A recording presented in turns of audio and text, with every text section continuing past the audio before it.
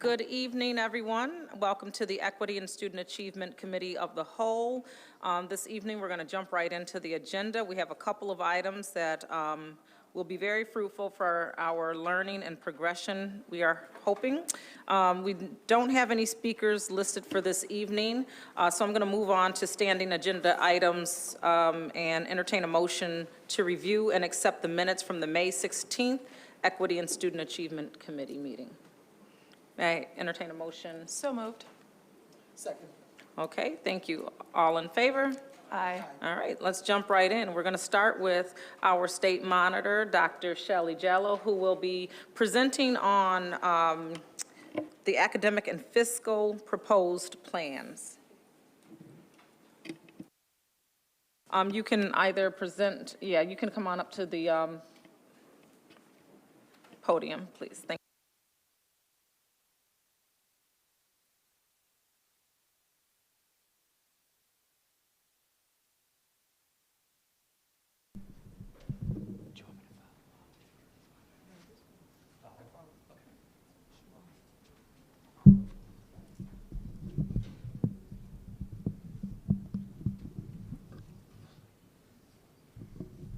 Good evening. As was stated by the President of the Board of Education, tonight is a night to review the academic and financial plan for the third year in a row. So tonight, we're going to first go over the academic plan and make some references to the previous plan, and then we're going to go over the financial plan.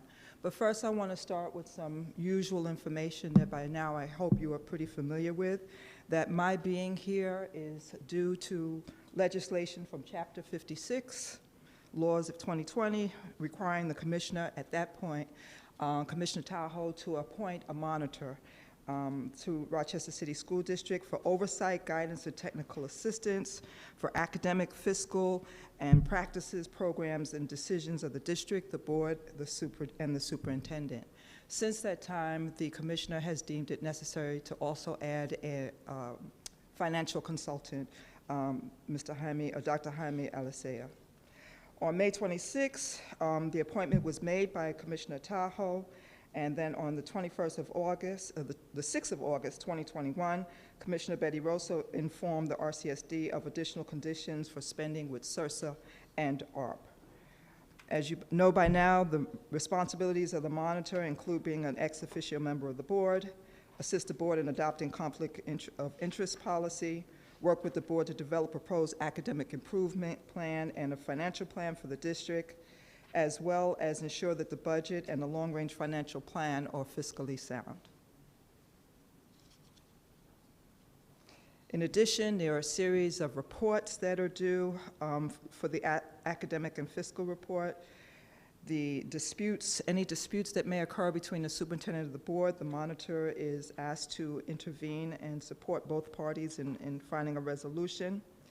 The authority to disapprove of state travel that is paid for by the district, and to recommend cost-saving measures not limited to shared service agreements. Notify the board in writing of any violations of any of the recommendations on the plan is also another responsibility, along with supporting the creation of a balanced budget. Sorry for the small font, but I hope you have copies of the presentation before you. In 22-23, the academic plan had 108 recommendations. At this time, it has 103.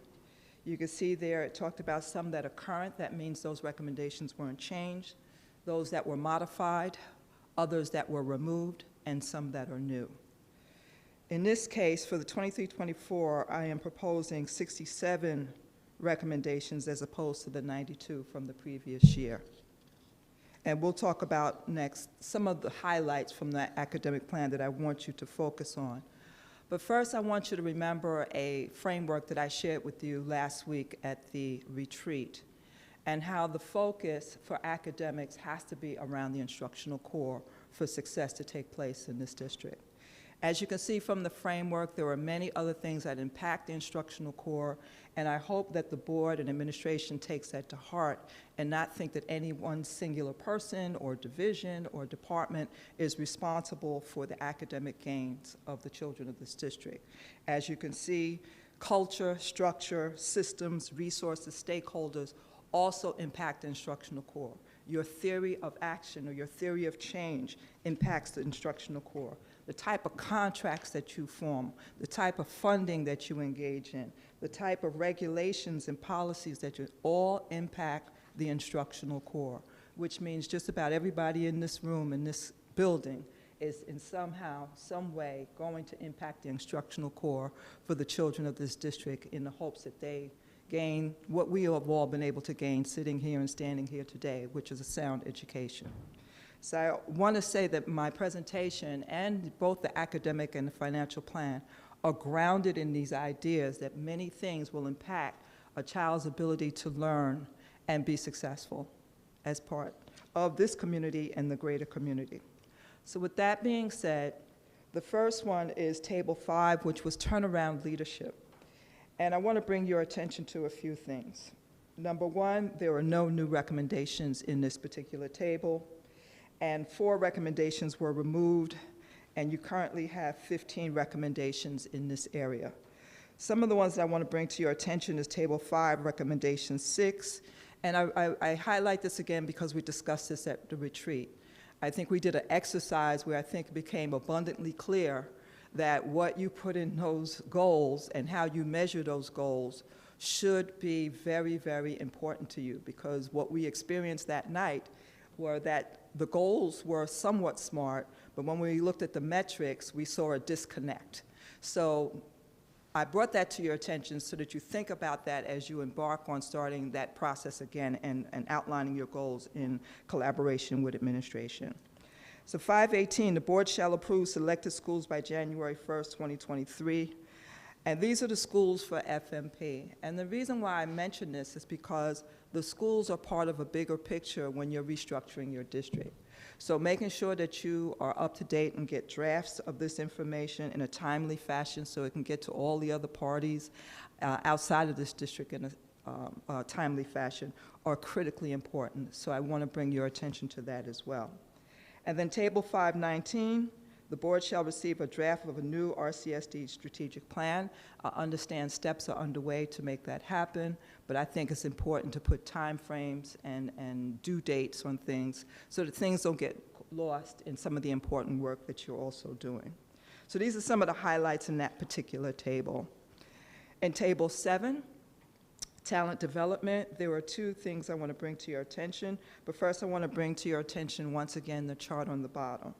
In this particular case, you have 3 current recommendations, 3 that were modified, and 5 that were removed, and 1 that is new. Table 7, number 8, is one I want to bring to your attention. Once again, reminding you that talent development is one of those areas in that PELP framework that impacts the instructional core. All your decisions that you make about how you retain, select, and support your staff have an impact on that inner circle of that relationship between teacher, content, and student. So with that being understood, establishing zone offices, Table 7, Recommendation 8, was a recommendation, one of the original recommendations, I believe, and that recommendation is around making sure that the help that schools need is as close to the school as possible. The further you get away from where the decision is going to have impact, the greater the risk that that recommendation does not take foot and does not become part of the fabric of the district. So having your chiefs have staff around them that can help them support the individual needs of their zone schools, I think is very important and why it was risen to a recommendation in this plan. Recommendation, Table 7, number 12, the district administration shall secure services of a third body to conduct district-wide head count. You can read it for yourselves, but in essence what this is saying is we have many, many people working for this district and many, many people in this building alone. And I think it's important to take a pause, take account, and assess who they are and what they're doing in the service of that inner circle once again, which is that relationship around that inner core, that instructional core. Not saying anybody has to go, not saying anybody has to stay, but who are you and what are you doing on behalf of the children of this district? That's what that recommendation is about, and that's why I'm bringing that to your attention. Table 9 is instructional transformation, and at the end of the day, This is the largest section of both plans combined. This is around your instructional core. This is around why we're here in business, to instruct and to educate students. And so this has the most recommendations, and this is the area that will probably be the most, have the most volatility in terms of how it's written. Originally, there were 12 current, now there are 11. There were 25 modified, and there were 14 recommendations removed. And recommendations were often removed because they were completed or because they became obsolete. They were no longer needed. In this case, there were no new recommendations this time. You see last year there were many new recommendations added to the plan. Table 9, Recommendation 5, a yearly training for school counselors and registrars. I think that's very important that those two parties work together, once again, to support that instructional core. Once again, I think those two parties are important to how you schedule your building, how you support students, how you support families, which once again cuts back to our instructional core, that relationship between teacher, student, and the content that they are required to learn. And also, I took into account recommendations that came out of audits. In this particular one, this came out of the graduation audit. This is one of the responses to that. School counselors transitioning to Division of Teaching and Learning, 22-23, that is a recommendation that remains. Table 9-19, a multi-year CTE plan. Work also has started there in earnest, but we have to complete that work. That work is going to have an impact on schools that you keep open, schools that you modernize, schools that you change with your high school redesign, et cetera, et cetera. There are plenty of articles and research out there about how the world is changing and what our students need to survive. And so CT is a surefire way for us to engage in that conversation and change instructional programs on behalf of children and their families so that they can be self-sufficient. Table 9-23, annually by August 1st, district administration shall implement an action plan to address the disproportionately low graduation rates and disproportionately high dropout rates of Black and Hispanic male students in this district. This one, I must admit, is a disappointment. This has been here for some time, and we have not engaged in active conversation in this venue around what we're going to do about that. And that is very disturbing, especially since we've been awarded monies and we have opportunities. So this has to stay, and so that's why I want to bring this to your attention. If we're going to lift this district, we cannot not do something about the men, young men in this district, if we're talking about the future of this district, the future of this city. Table 9-26 shall employ research and evidence-based strategies to increase the number of students graduating college and career ready. You know, I just had a conversation with the president and with our chief counsel about the number of students and families in this community that are from other countries, right? So you actually have an advantage over many of your neighboring districts. You have an opportunity to make sure that these students are biliterate.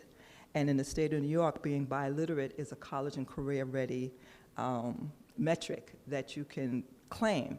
So why not take this advantage and use it in a way that these students can not only be biliterate, but can also become a prime candidate for employers across the country. Their ability to have a skill, their ability to have graduated from this community, and their ability to speak in multiple languages will guarantee them employment and solidify certain things for their families that are beneficial. So that's why that is there. There are many in Table 9. I didn't want to raise all of them. Table 9 is the heart of all these plans, quite frankly, and that's why it has the most recommendations. Table 11, culture shift. You'll see that culture is also on this framework in terms of how it has an impact on the instructional focus. In this particular one, there were no recommendations that were modified. There were 2 that were removed, and there were no new ones, so there's little change in this particular area. The superintendent or designee shall meet with executive steering committee of school-based planning teams quarterly to exchange information on needs, opportunities to improve outcomes for students. This is an important recommendation because every opportunity that administration can have to engage meaningfully with people on the ground and when I mean people on the ground, I mean people in the schools, should be capitalized on, whether it's a PTA, a PTO, a school-based steering team, your Title I programs. Anytime that you can give information to them about what you're doing and they can give you information back, you need to capitalize on it, regardless of what the rules say. This is an opportunity for you to get your message out beyond the internet or beyond a flyer or beyond a robocall. This is an opportunity to engage with real people who are real parents, real educators in each of your schools. And I think it's an opportunity that has not been maximized or optimized. So that's why that recommendation is there. And then table 13, very quickly, that's systems, resources, and structures. I hope you see the theme here. These are all things that are in that framework for how to improve districts around the PELP framework. And so 13 is also another table that's very important. Many recommendations were removed, 11 to be exact. Table 13-16, by July 2024, the district shall fully implement a strategy where feasible of a dual model of neighborhood schools and community-based schools, community model schools, excuse me. That's very, very important. I'll be looking at that very, very diligently. That was in the ARP.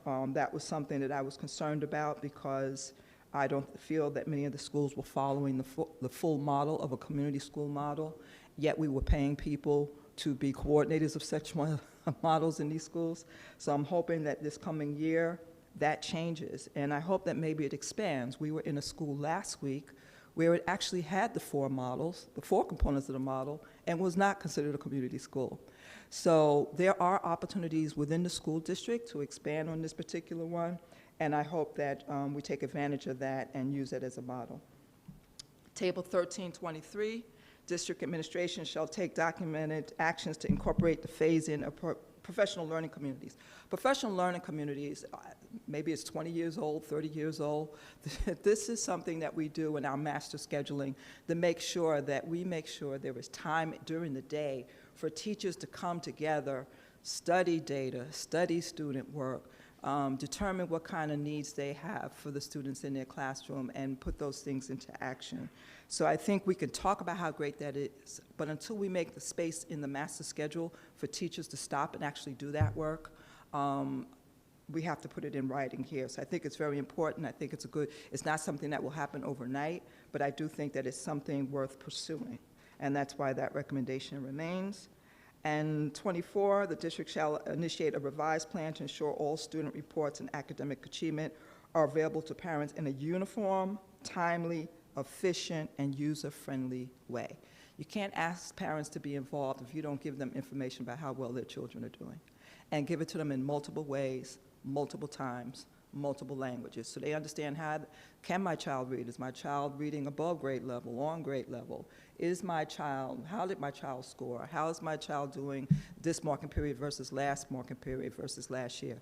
All that information is really public knowledge and should be made available to students and to their families on a regular basis.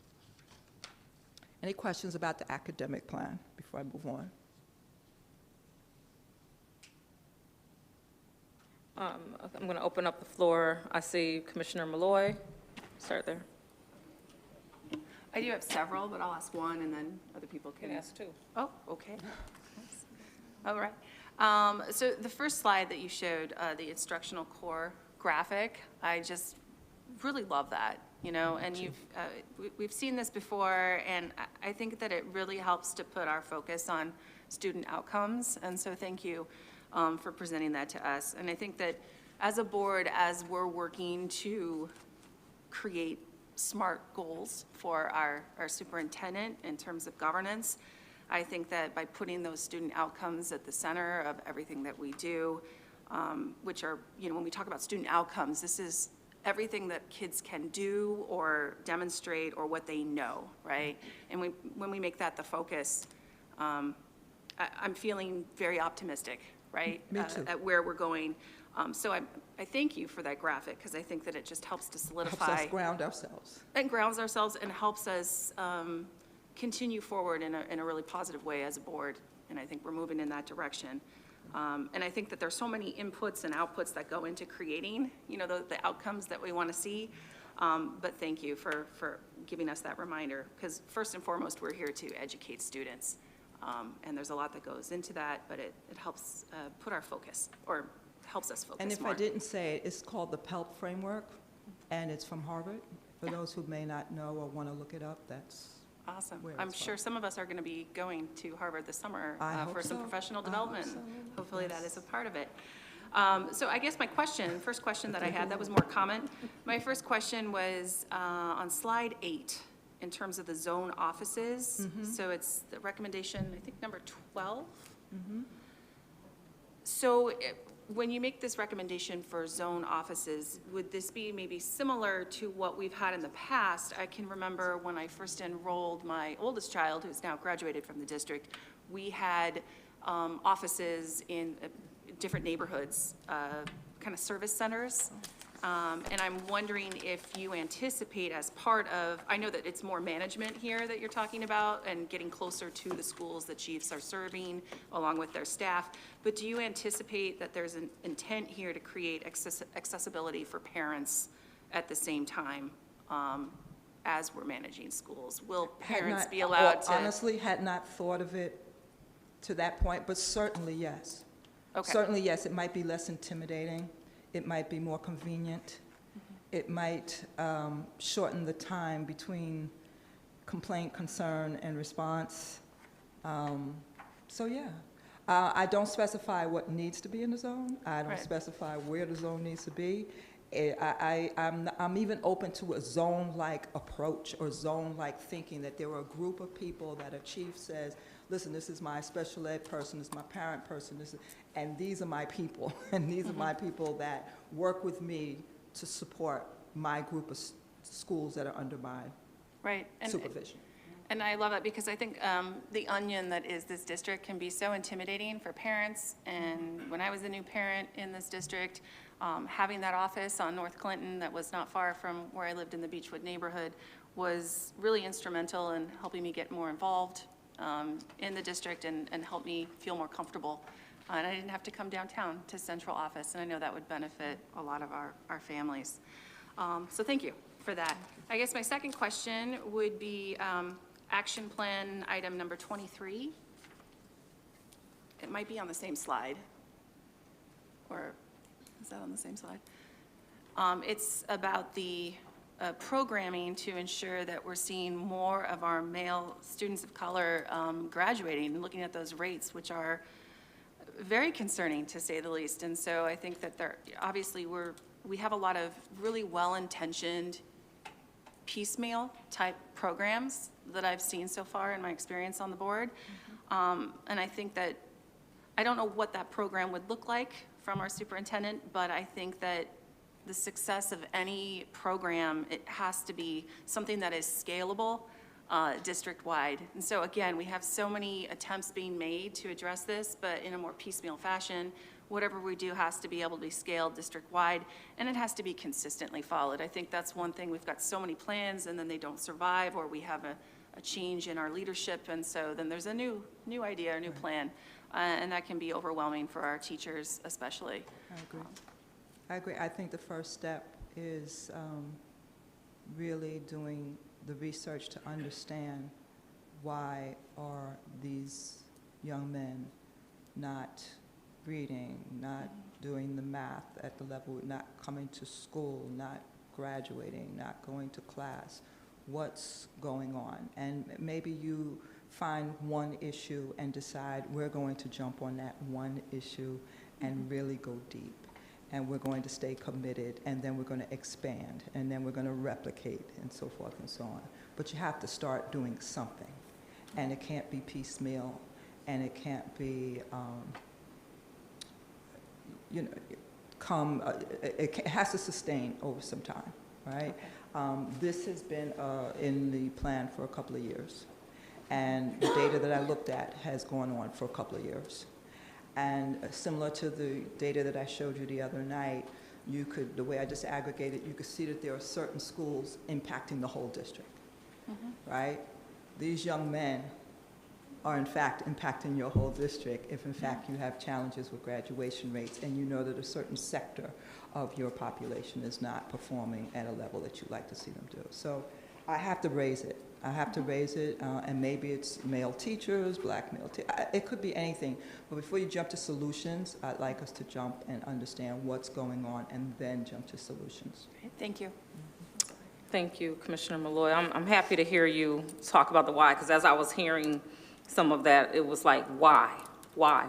And you mentioned that, like, it's a couple of years that this has been on the plan, but realistically, we know that it's more than a couple of years, that historically our black males and Latino males have not been progressing in this school district as they should. This is not a new thing. And so I'm struggling with the fact that we continue to grapple with things that have been around for years and years and years and come up with the same or don't come up with anything to actually address it. And so the conversation needs to become more progressive, to your point, as to why is this continuing and what are we not doing to address the situation adequately. And so that brings me to literacy. You know, as I look at the plan and you focus on slide 9 where you've expressed, that's the meat of it all. And I've look through some of the pages, and I just have to lift that literacy at the early grades. And maybe I'm off, but I feel like that's just really the foundational piece for learning across the district. And our children, if they're taught to read properly, it doesn't matter what assessment that's placed in front of them. It doesn't matter. I don't care about I'm ready or whatever we're talking about. Like, if they have the foundational skills to read, then they will read. And so I'm glad you raised that, because there have been concerns that there are too many recommendations, and I think that administration would do well to connect the dots.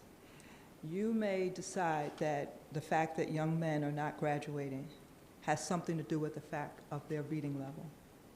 And you may decide that on that recommendation around early literacy, that you're going to focus on young boys and their ability to read before they enter second grade.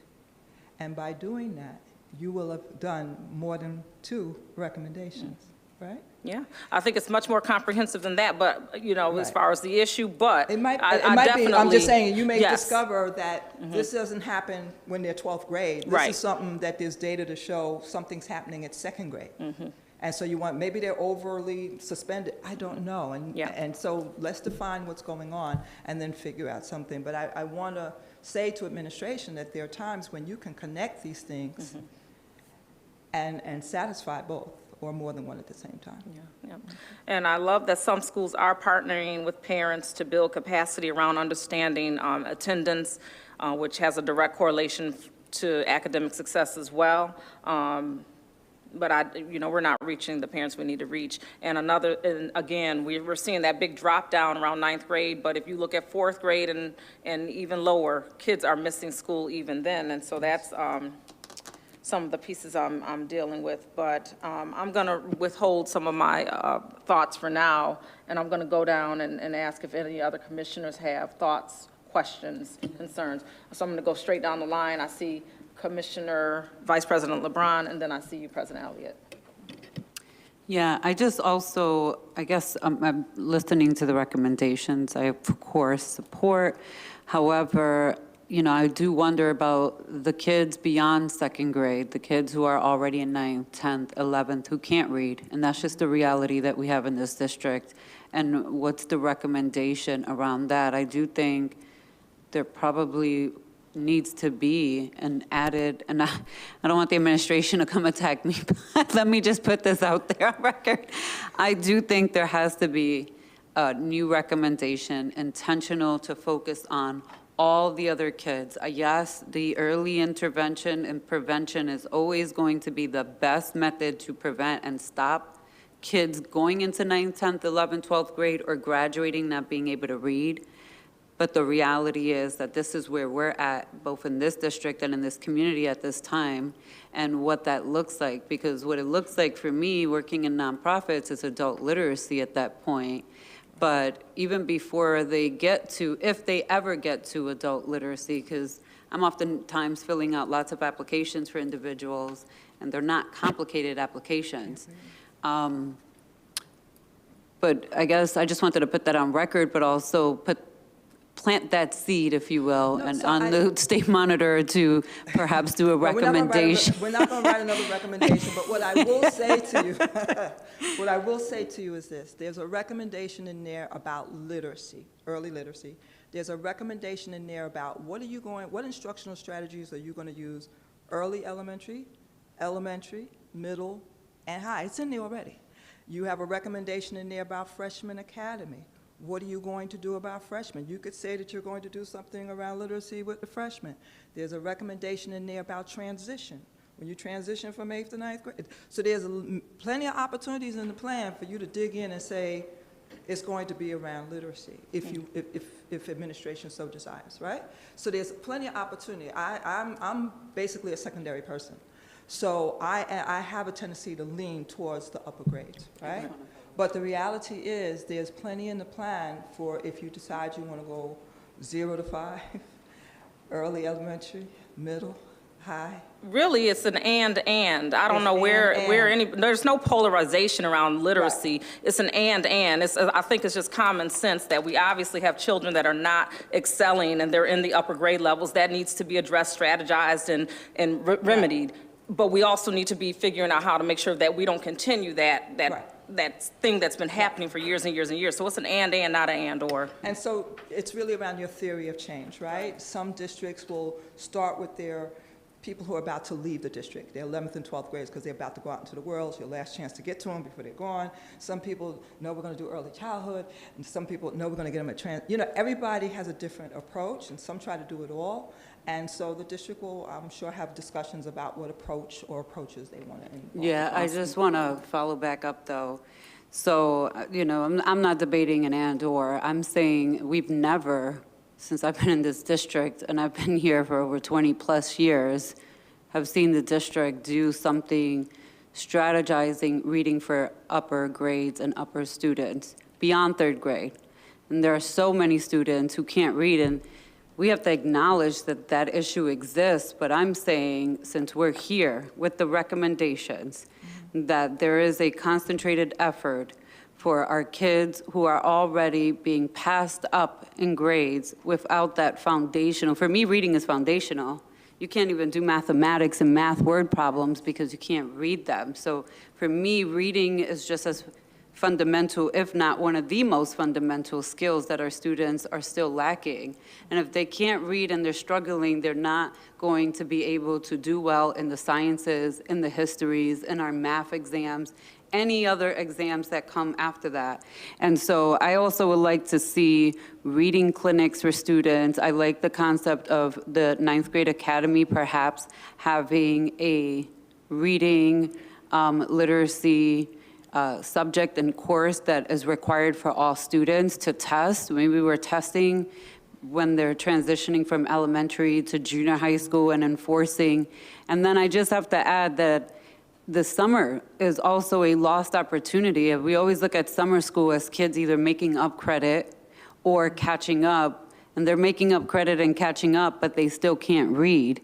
And that's, to me, is a bigger issue. Like, that's what we need to be focused on in summer is the literacy, adult literacy, or young adult literacy, I should say, and looking at who are all the reading teachers, but also there are lots of programs in this community currently that offer literacy for adults, and perhaps partnering with them to also assist us in this, but there has to be a concentrated effort to teach kids how to read again. And I just have to put that out there. Thank Awesome. you. I love those suggestions. I also think that partnering with parents is going to be pivotal in that and giving them some strategies to help their children at home.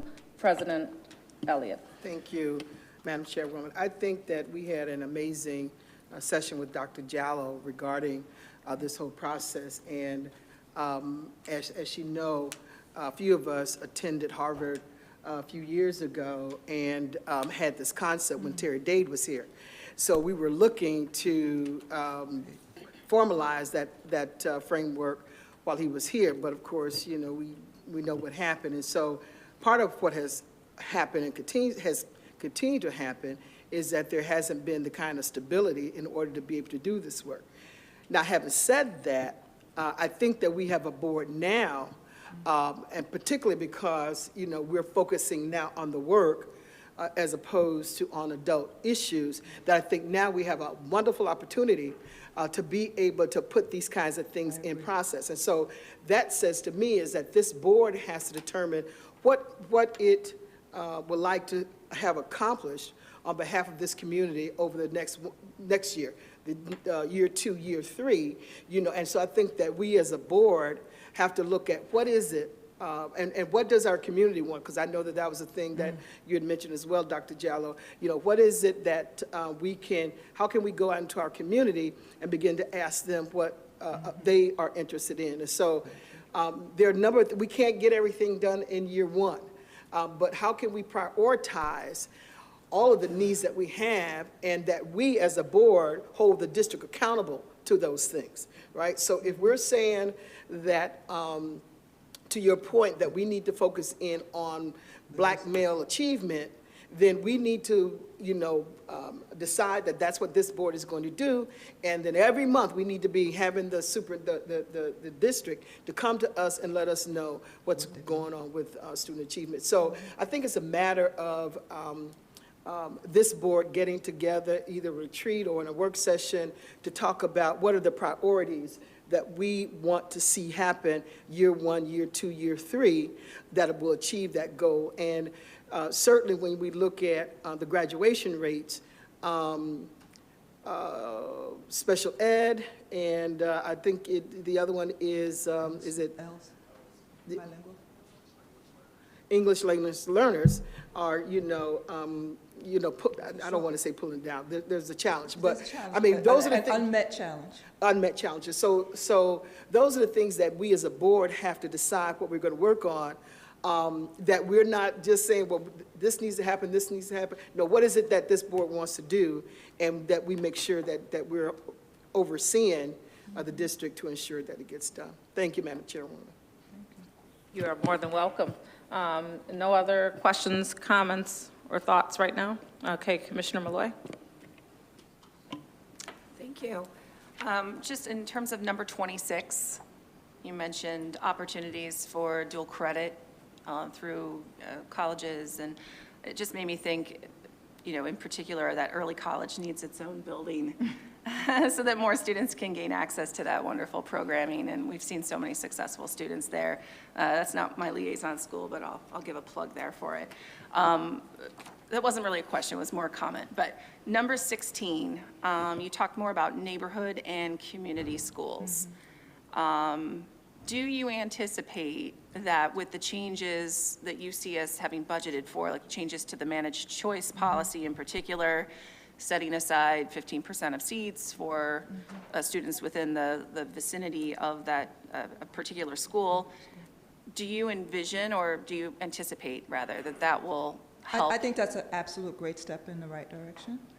Some schools, because of their location, are not going to be your neighborhood schools. Oh, right? yeah, absolutely. But that doesn't stop them from being community model schools, that follow the model, the pillars around, the partnerships and the openness of the school to the community, to parents, et cetera, et cetera. So I do think it's a step in the right direction. I think schools need to better understand what all those pillars are and how to implement them, and they may need some support in that regard, but I think you have funding to support that. So it's a look and see at this point. Let's see what happens. I would say, yeah, I mean, wonderful. I'm thinking, too, that even the community and just families need to understand the difference between a neighborhood school versus a community school, because those terms are used interchangeably very often. And then just helping to make that clearer and why we go with those models or don't go with those models. I think that needs to be clarified for the community in general, but also for our parents. Right. So that they understand. Associate Commissioner Alvarez visited last week, we attended a school where we both thought it was a community school.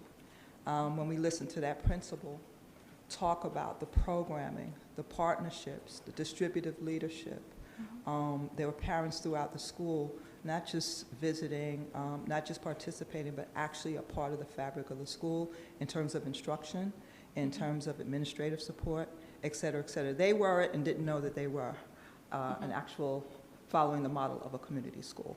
They talked about the hours they were open. They talked about the resources that they give to parents to help them learn English. And it was just very interesting. So I think you're in the right direction. It's a hurry up, wait and see at this point, because I think everything's in place. It just needs to happen. And I think one of the most important things, too, regarding community schools, something that we saw really suffering during the pandemic is just access to childcare.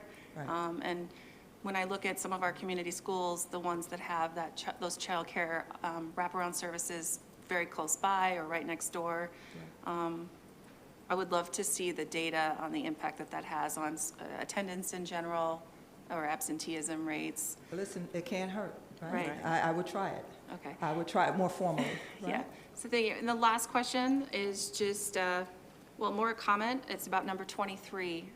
You talk about the common planning times Yes. for teachers. And as a teacher, when you don't have that because of scheduling, I volunteered, for instance, for 3 preps this year. I don't know what I was thinking. So I am unable to meet with my fellow teachers for the common planning times for 2 of the grade levels. And that's impacted my work, pretty directly this year, although I'm still stellar, so that's all good. But when you have those common planning times, it allows for uniformity, cohesion across the department, and particularly when we talk about common assessments that are being given unit by unit. So I really like that recommendation. I want to add to that, just remembering from my teaching days and then just having been in this field for a long time. Being able to spend regular time with your peers is invaluable. A lot of teachers leave the profession because they feel alone, they feel frustrated, they've had enough. To meet with your colleagues on a daily or at least weekly basis to talk about not just the data, but what you're experiencing and what you're trying in your classroom, it didn't work in my classroom, what book you tried, or what. There's something to that I don't want to have lost. It builds morale, it builds confidence, it builds efficacy among the teachers that they can in fact do this job and be successful with it. Otherwise, it's a very lonely profession. Right. You do go in a room full of students, but you are the only adult sometimes, and you're alone by yourself making some serious decisions about impacting children. So PLCs are not just for the very valuable things that you mentioned, but I think it's also something that we can use to help teachers feel valuable and feel a part of something bigger than themselves and have that camaraderie and that collegiality that builds as well with PLCs. Absolutely. Thank you. Sure. Thank you, Commissioner Malloy. So I think you're going to move on into the Yeah, financial. a little less exciting, but still finance. No, that's Yes. exciting, because, we need to figure that Very out. quickly. And, yeah. In the Go ahead. finance, just very quickly, last year you had 69 recommendations and 54 active recommendations. This year you have 76 recommendations, but 47 of them are active because 29 of them were removed. And a lot of progress has been made in the area of finance. Most of the recommendations in finance had to do with processes that you were following or not following, and many of those have been taken care of. My only concern is that they continue, and like I mentioned the other night, you have 4 kind of major areas that are kind of looming over you as it relates to the financial condition of the district. But to go to Table 4, once again, this is around general fiscal practices. Table 4 is about, this is in preparation for post-COVID funding. Okay? We have to start looking at these contracts and these resolutions to see if they're effective, if they're duplicative, or what impact have they had on the district. So in this recommendation, I changed the amount to something higher than what is allowed, but those that are 75,000 or over, we need to start looking at the effectiveness of the resolution or the contract to see if the effort, we're getting our money's worth for what we're spending on these contracts. And this is a way for you to later on make decisions about what you want to keep or what you'll be able to afford once all this funding is no longer available to the district. Table 419, effective immediately, the district administration shall include transparent explanations for activities listed on resolutions for extra pay. You spend so much money on extra pay, and there's an open loop. The loop never gets closed as to what these individuals who got extra pay, what they produced, or what did they create? Was it a curriculum? Was it a book? Was it a new course? What was it? You never get to see that, and I'm suggesting that you start to see those things because you're spending millions and millions of dollars on those things. Table 421, district administration shall leverage state and federal funding to create a comprehensive investment strategy. No longer is it, these are local funds and this is what we spent from the budget. You have to look at the money that's budgeted, the money from H grants, ARP funds, stimulus, Title I. You have to look at them all together and decide what is your strategy for spending all your money to have an impact. You know, you don't just look at one source of money and separately. I'm suggesting that you have a strategy. You know, we all have strategies, whether we can communicate it or not, with our own personal money. I'm suggesting the same thing with a $1 billion budget. How are you putting all these funding sources together to accomplish your goals? And so that's a fancier way of saying what I'm asking for here, that we understand what the district's investment strategy is. Table 5, governance and programmatic decision-making. Once again, we removed quite a number of recommendations. I don't want to keep saying resolutions. Recommendations this year. And in actuality, the two I want to bring to your attention is 12 and 13. District shall complete the athletics audit. I understand that that has begun, I think, I'm pretty sure. So we need to kind of speed that up a little bit and find out what the aftermath of that audit, or what that audit shows the district about the athletics department, how the monies are being spent, what monies are coming in, what monies are going out, et cetera, et cetera. 513, district leadership shall submit a monthly analysis of the vacancy reports. You're going to have to understand what your vacancies and unfilled positions, what they look like, how many of them are there, what is in the budget, et cetera, so that you understand that and can make good decisions about that as you go into your next budget season, and you have to make decisions once you start consolidating schools, how you are going to use your staff and what staff you have. Okay, so the other recommendation was around finding out who you already have, and this recommendation is more about all those vacancies and unfilled positions. What's the status of that, and how does that play into your budgeting and other decisions that you'll be making? Table 6, legal findings. EWA's election to work agreements, or agreements that each receivership school has. And I think it's important that you review these and have an understanding what's in those agreements. They are agreements between the actual school and the union to understand what kind of work agreements they have in those particular schools, because they are designated as receivership schools. And I think it's just very important for you to have a sense of what those are. They come up every year, and some change, some remain the same. I just think it's important for you to be aware. The next one is Table 7, budget development. And, you know, every chance I get to mention it, I want to mention it, that we have made a commitment to participatory budgeting, and that in earnest, we move forward starting July 2nd to make sure that that is, you know, all systems go, so to speak, in terms of making sure that your community and your various groups within the community have various opportunities to participate in how you develop your next or your future budgets. And Table 7.7 is an oldie, right? I think that was one of the first recommendations I ever wrote. We need a budget book that people can read and understand. Okay, so that one just gets honorable mention. I won't say anything else. Table 8, organizational structure and internal operations and efficiencies.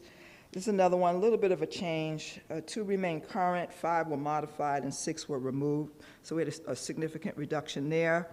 Effective immediately, the district administration shall initiate a minimum of 4 strategies to implement to reduce the rising costs of utilities. And actually, I can think of 1 or 2 that you've already done.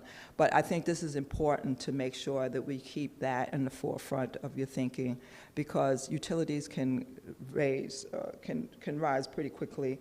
And I just think it's important that that becomes an important effort on the part of the district administration.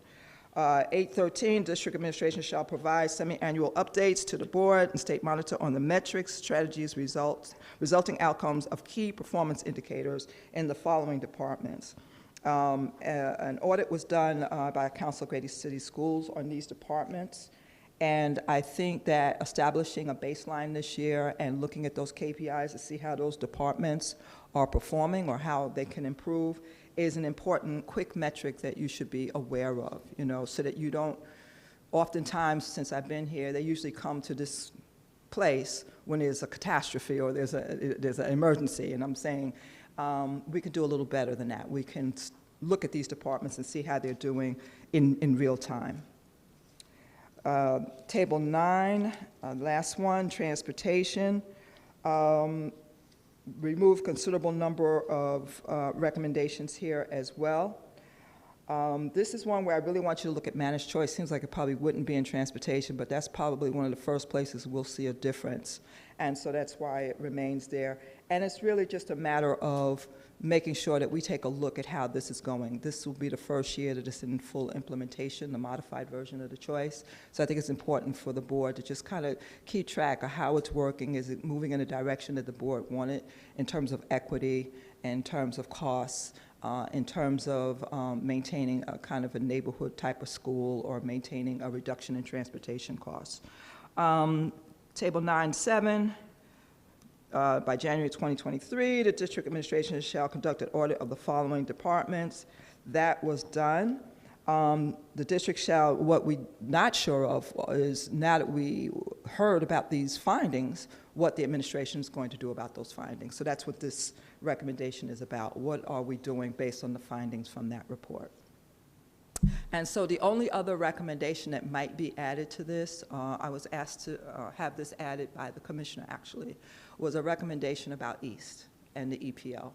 And that there is some recommendation, I'm still wordsmithing and could use help actually with it, but a recommendation around making sure that administration creates plans, a plan for short-term if East Upper or East Lower comes out of status. Because if it comes out of status early, you're not going to keep it, I'm assuming you wouldn't keep it in the EPO for an extra year at that cost, right? So they want you to have a plan if one or the other or both schools come out early, that would be a year earlier than you might be thinking. What's the plan then? And what's the plan if one or both of those schools don't come out or come out later? And they want to make sure that you have a plan so that either way, the timing is going to be so short for administration that you can quickly pivot and use one of your plans and put them into action and budget for it if there's a budget needed for that. So maybe I've already worded it, but I have to figure out a way to get in. That's the only other recommendation I see being added to this that you don't see here now. And that's it for now. Thank you so much, Dr. Jallo. I'm going to start from the other end of the dais with any questions or thoughts, concerns. I'm good. Thank you very much. Nice report. Thank you. No questions. Vice President LeBron?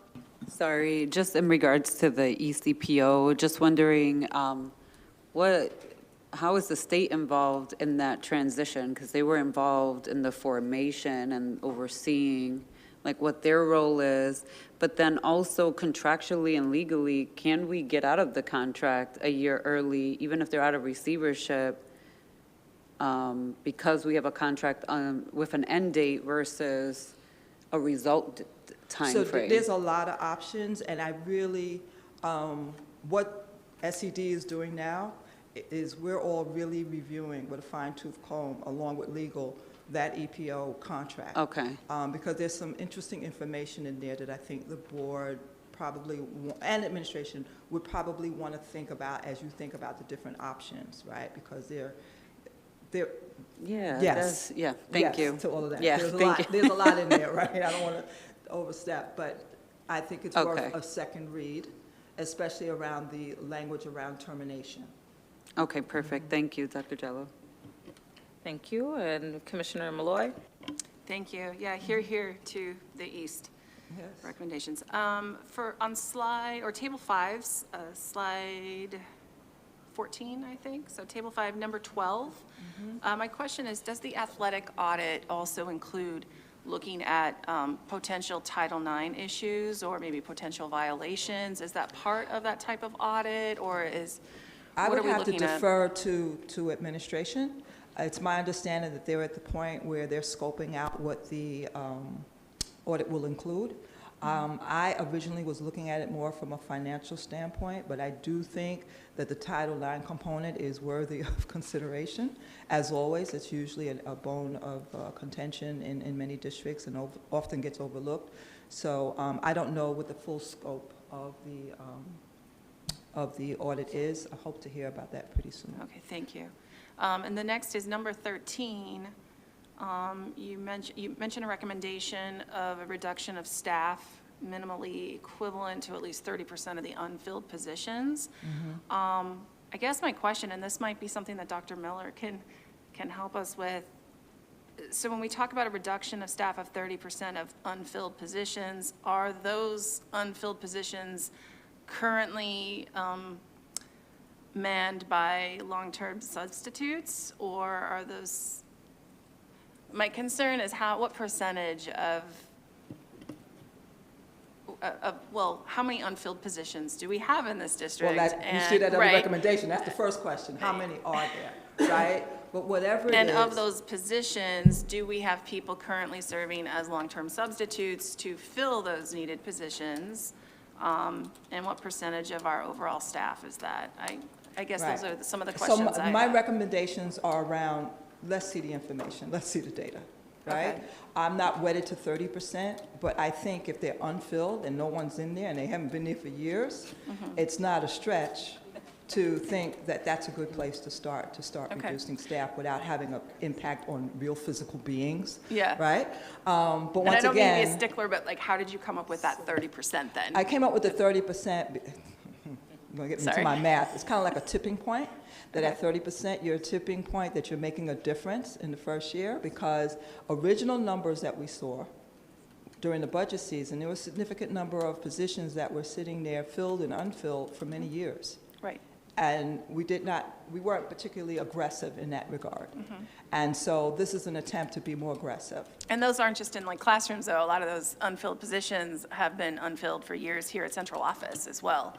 So those are. The initial data would suggest so, yes. Okay, thank you. But And then finally, I just need a definition of the election to work for Table 6. And then what I'm asking just They're to be. called EWAs, and these agreements, because you are a receivership school, you have certain rights, and one of the rights is to come up with an agreement with your staff to have a different type of maybe work day or extra faculty meetings or different agreements that the staff at the school has with the school administration, and that they agree to and sign off on for the year. So would that be similar to like the MOAs that we see like at like East or I don't know, the some of our EWA community the same as schools? the MOA? Is that, okay. So many initials, okay. Thank you, They just say educating yes. myself and just trying to clarify. Yeah, these I mean, definitions. similar purpose, yeah, Okay, but on great. a local Thank you. school Thank you. level. Thank you. President Elliott? Yeah, I was just going to say, in line with what Commissioner Malloy is saying, I think that at some point, this board has to make its own decisions. So that, for example, if there are 50 vacant positions that's in that budget, this board has to decide if we want to retain 50 vacant positions. I mean, that's up to us. So, I mean, after we, have, some hard conversations, this board at some point is going to have to make those decisions. Would you like me to modify the recommendations such that the board has to or will or shall make a decision as to the percentage? Maybe this is one of your guardrails that we talked about the other night, that you will agree to a percentage of unfilled positions remaining, not remaining? Is that something, I think that's something that we probably want to discuss more before the decision is made. Yeah, okay. So I think I come back, or I don't come back. We have a vote or a meeting. I think we have about a week or so. So if you can have some conversations about that and let me know one way or the other, I'm perfectly willing to do that. Okay. But I guess what I'm sort of a little reticent about is that not only, this is just an example of the authority that this board would like to, perhaps would like to exercise. So while we may be making that decision, there may be some others in the plan that this board would like to take its prerogative and make as well. So, and I'm thinking that that's going to take more of a conversation, but I'll go through it and I'll reach out to my colleagues. Right. So just so that you're understanding my point. This particular recommendation that we're speaking of, it can be crafted in such a way that you come up with the number. The recommendation stands, but the board decides a number. Yeah. Or percentage, whatever the case may be. Okay, thank you. Okay? But understand, it can't be status quo. You all have to move. Yep. All right, thank Then you. Then we're in agreement. We're in agreement. All right, thank you.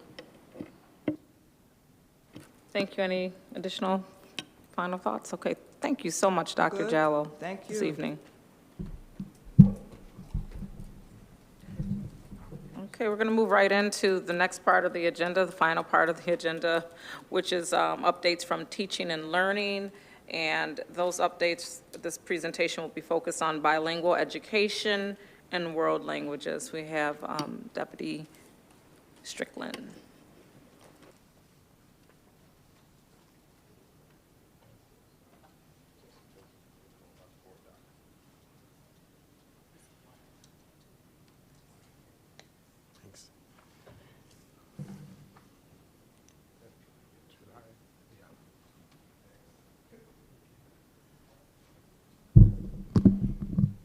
Good evening, President Elliott, Vice President LeBron, Chairwoman Simmons, Board Commissioners, students and family of the greater Rochester community. I just want to start off by saying it was so exciting to hear how we are actually tackling a lot of those recommendations. Like, I was just like, yup, as I'm sitting at my seat, which is exciting because, you know, the questions that you are asking are literally a part of our day-to-day work. So I do want to hopefully lift some angst that we are thinking about 9 through 12 literacy. We are thinking about our Black and brown boys. President Elliott, you connected me with Desmond Williams from one of the conferences. I've been having conversations with him, so hopefully we connect so we can talk about our Black and brown boys and get into root causes, things of that nature. So just wanted to share that. So we always start with our mission and vision: foster students' individual talents and abilities and nurturing environment of equity. We ensure all students equitable access to high-quality education and graduate each student as a productive member of society. We continue to uplift the guiding principles. Again, these guiding principles are not going away. In fact, they are just being even more enhanced, especially when we talk about areas of growth and things of that nature in terms of every child deserving to engage with grade level content every day. Our students must engage with high quality, culturally responsive experiences where they are affirmed, seen, and valued. And last but not least, we have an obligation to provide an equitable experience to every student across the district that is not dependent on where they live or where they go to school. The Rochester City School District serves 5,200 multilingual learners. Now, commissioners, I gave you a little cheat sheet because we tend to, in our district, use multilingual learners and English language learners interchangeably, and in fact, that they are not the same. So just really quick, multilingual learners are students who are from culturally and linguistically diverse homes, such as English language learners, former ELs, and heritage speakers of a language other than English. And those definitions are located in the supplemental handout that I provided so that you see that. And then when we're referring to English language learners, which is the crux of this presentation, we're talking about culturally and linguistically diverse students who are identified through NICED approval, L identification process. So this is our alignment to Part 154, is of foreign birth or ancestry, and speaks a language other than English. So multilingual learners is the overall umbrella, and I would say English language learners would be the spokes that keep that umbrella up. All right? Our vision is to graduate our students as bilingual, biliterate, and bicultural. And at this time, we're averaging around 55 a year of for students earning the seal of biliteracy. And we do know that is a strong goal. Dr. Jallo even mentioned it. That is a recognized college and career readiness goal, and we definitely have our sights set on making sure that increases astronomically. Part of the RCSD board policy, which is 4326, and in conjunction with Part 154 regulation, so the board policy actually calls for an annual presentation on our English language learners, whether it's to help the community understand specific information. I imagine that as we continue to grow in our time together years down the line, I can get more granular and really start talking deep about data, getting children levels, so on and so forth. But we want to make sure that we open up the language and literacy development approach. We have these culturally responsive spaces, as well as offering our our English language learners integrated spaces at times. There's 3 aspects to the presentation that I'll primarily be hitting on: understanding multilingual learners and ELs, current multilingual opportunities, and a vision for multilingual learners.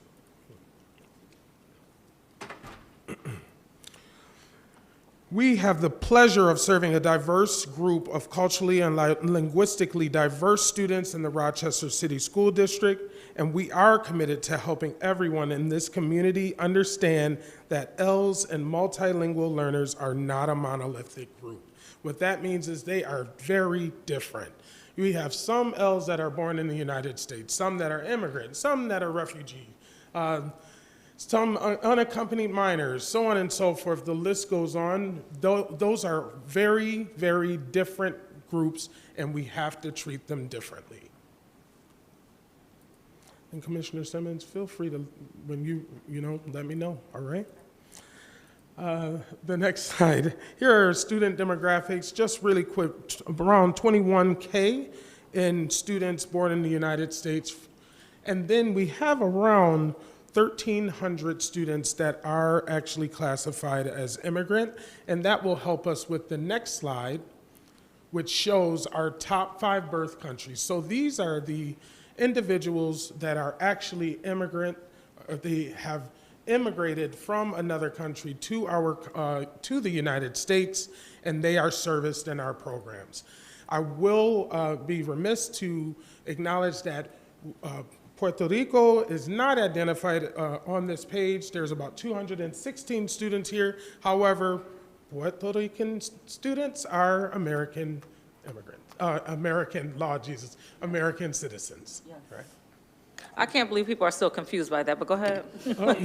Yep. So just wanted to, that's on the record, yes. Thank you.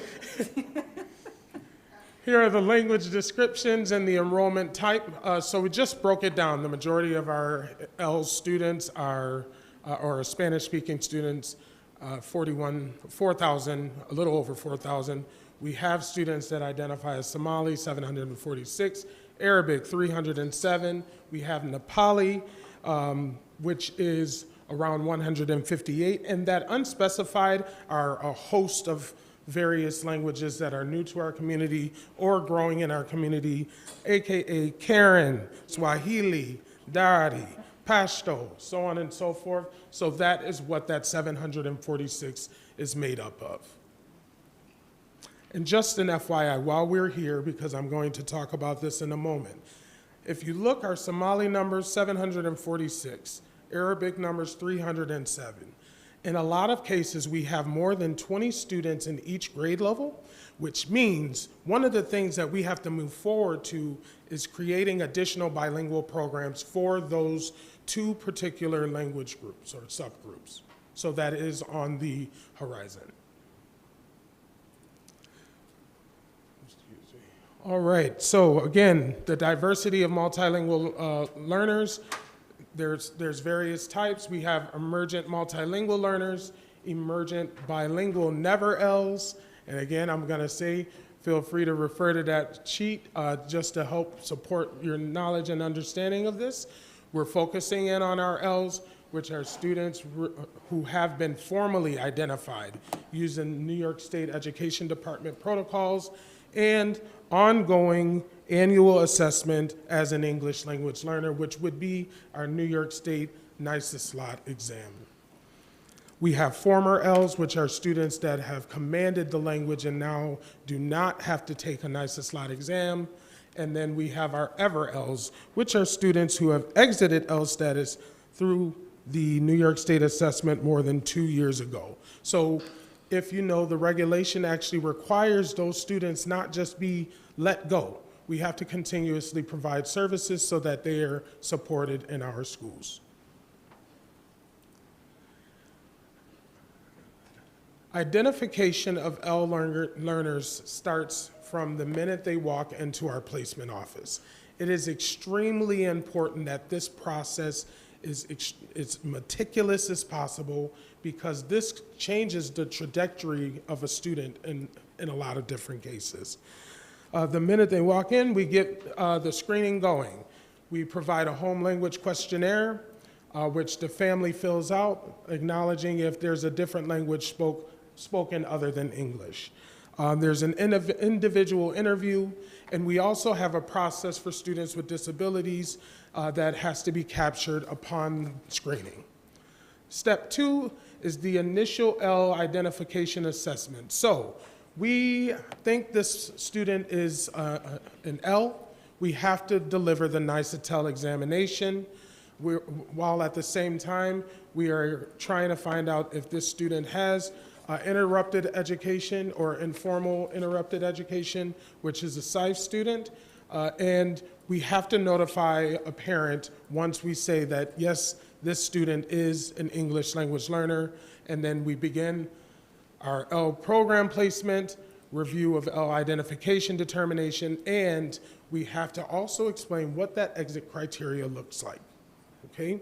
It is very important to know that if a student comes in and they may test for using the NYSA, but they earn a score of commanding, they will not be considered an English language learner because they have commanded the language, and that is not part of the New York State regulations.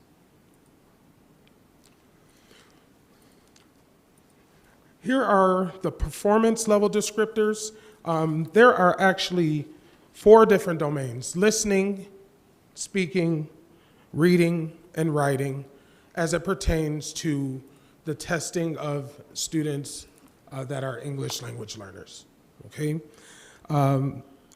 You see that there's entering, emerging, transitioning, expanding, and commanding.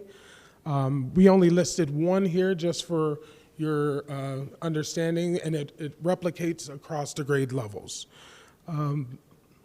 When students are tested, they then fall into specific quartiles of these different areas, and once we compile them from all 4 areas, that actually allows us to give them an actual classification of, or what type of L or what level L they are actually at.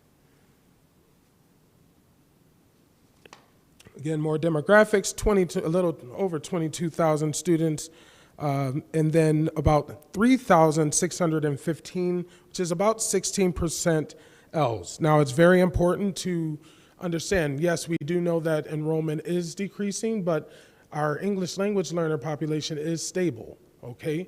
So that helps us as an administration really make sure that we continue to pour resources in that area and not do the take back as we begin to make important decisions around our students. Commissioner Simmons, you want me to stop there? Yeah, stop for just Sure. a moment. Sorry. Looked at the slides. Yes, yes. And I'm losing my thought. I think you mentioned something about recognizing the increase in certain demographic of students that are coming into the district, and that there is a plan to make sure that we're preparing those students for success. Did you have some examples of what that might look like, some preliminary thoughts that have gone around that? So the plan is actually, we have a vision for what our Office of Bilingual Education and World Languages looks like.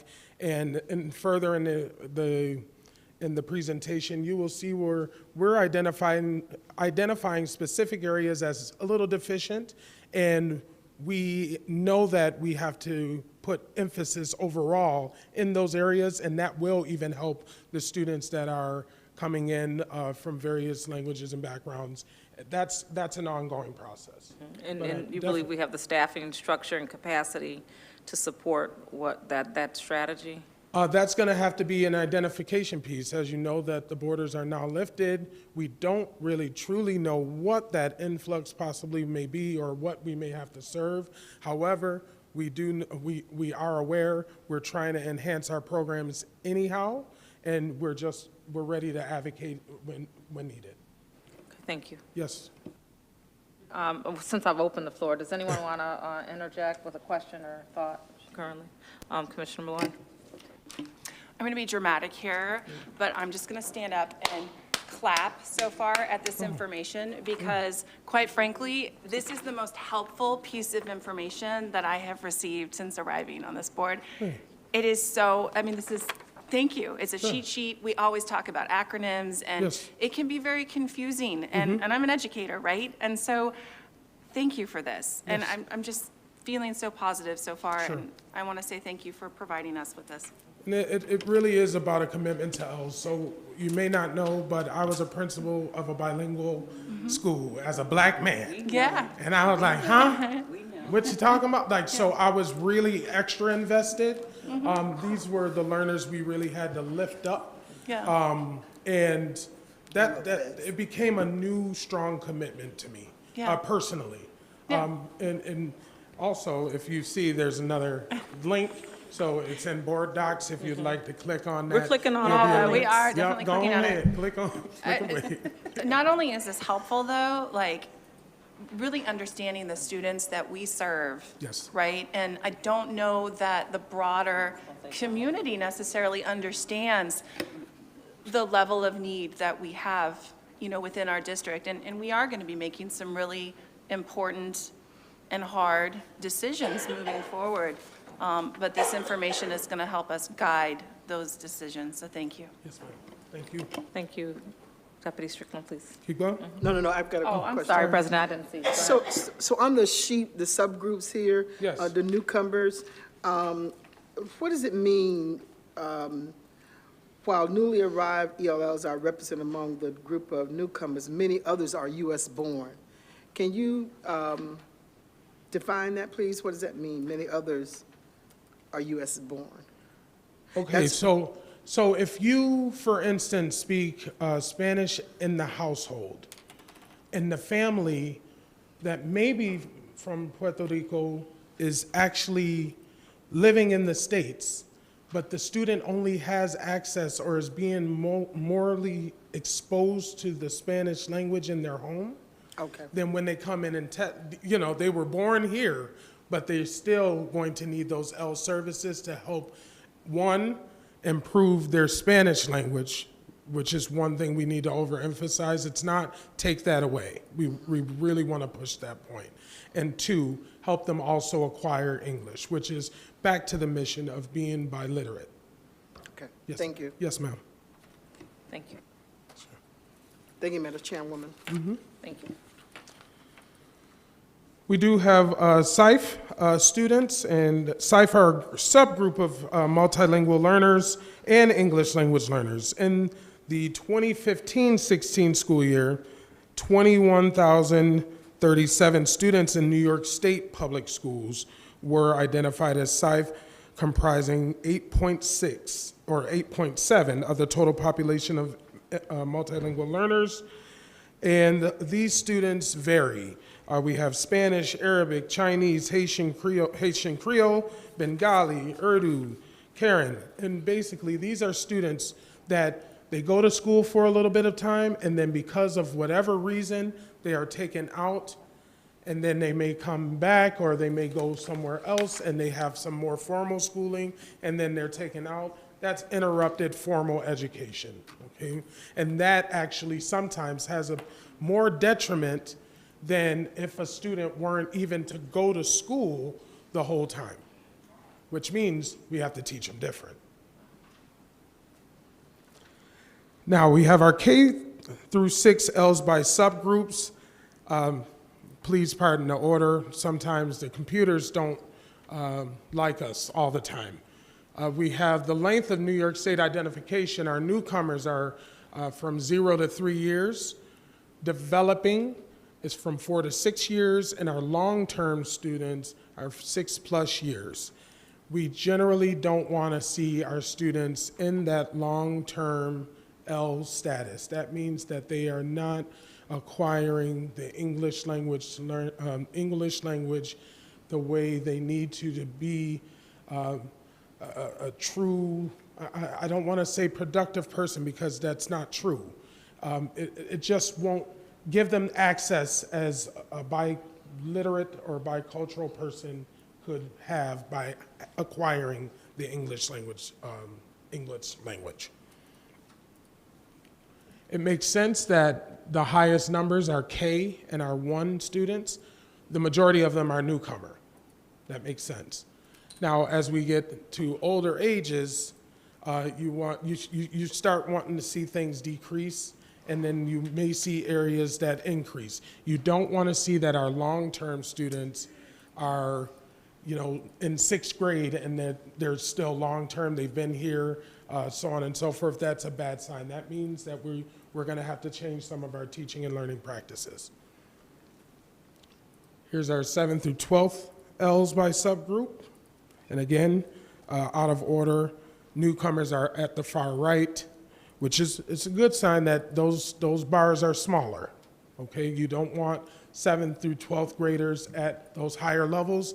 That begins to start giving schools hardships in terms of trying to graduate students. If a student comes in, they're a newcomer at 12th grade, some of these students have 30 credits, but we know that they're a newcomer, and then they have to pass our English level regents. Those are the students we try to wrap our support around because it becomes difficult. They're brand new to the country, okay? Then we have K through 6 Ls by proficiency level, and just to actually match the appropriate progressions, it's entering, emerging, transitioning, expanding, okay? So in kindergarten and 1st grade, a lot of times you will see them high level of entering. They haven't had much interactions with the English language. As they expanding, you see that the longer they're here, generally you want to see those early numbers lower than where they are. Do you want to see them lower because you want our students that are at the transitioning and expanding levels, they would be in our higher grades. That would say that our program is doing something well for those students to be successful. And here's the same documentation for our 7th through 12th grade Ls. Now, while we don't like while it's very difficult to have our students at older levels expanding and transitioning, we rather them there than be newcomers because then it becomes difficult for them to acquire the English language in a timely fashion in order to be successful on those state examinations. Then we have proficiency by subgroups. So newcomers, the baseline, this is the proficiency level this is the proficiency levels our students come to us and or proficiency maintained within the first 3 years. The developing levels, we want to see more transitioning and expanding at these levels. And long term, you really don't want to have many long-term Ls, okay? That means that something's not cooking there. We need to make sure we wrap our supports around those students and maybe do things differently for those students to help them acquire the English language. They've been here 6+ years. The goal is that within 5, they're hopefully grasping the English language. Last links. So Last Links is a progress monitoring tool that we provide to our English language learners. And in a nutshell, we don't typically measure students in speaking and listening. So we measure students in reading. We have different assessments for this. We measure if a student is writing, but we don't really do formalized processes on how well students are speaking or listening to the language.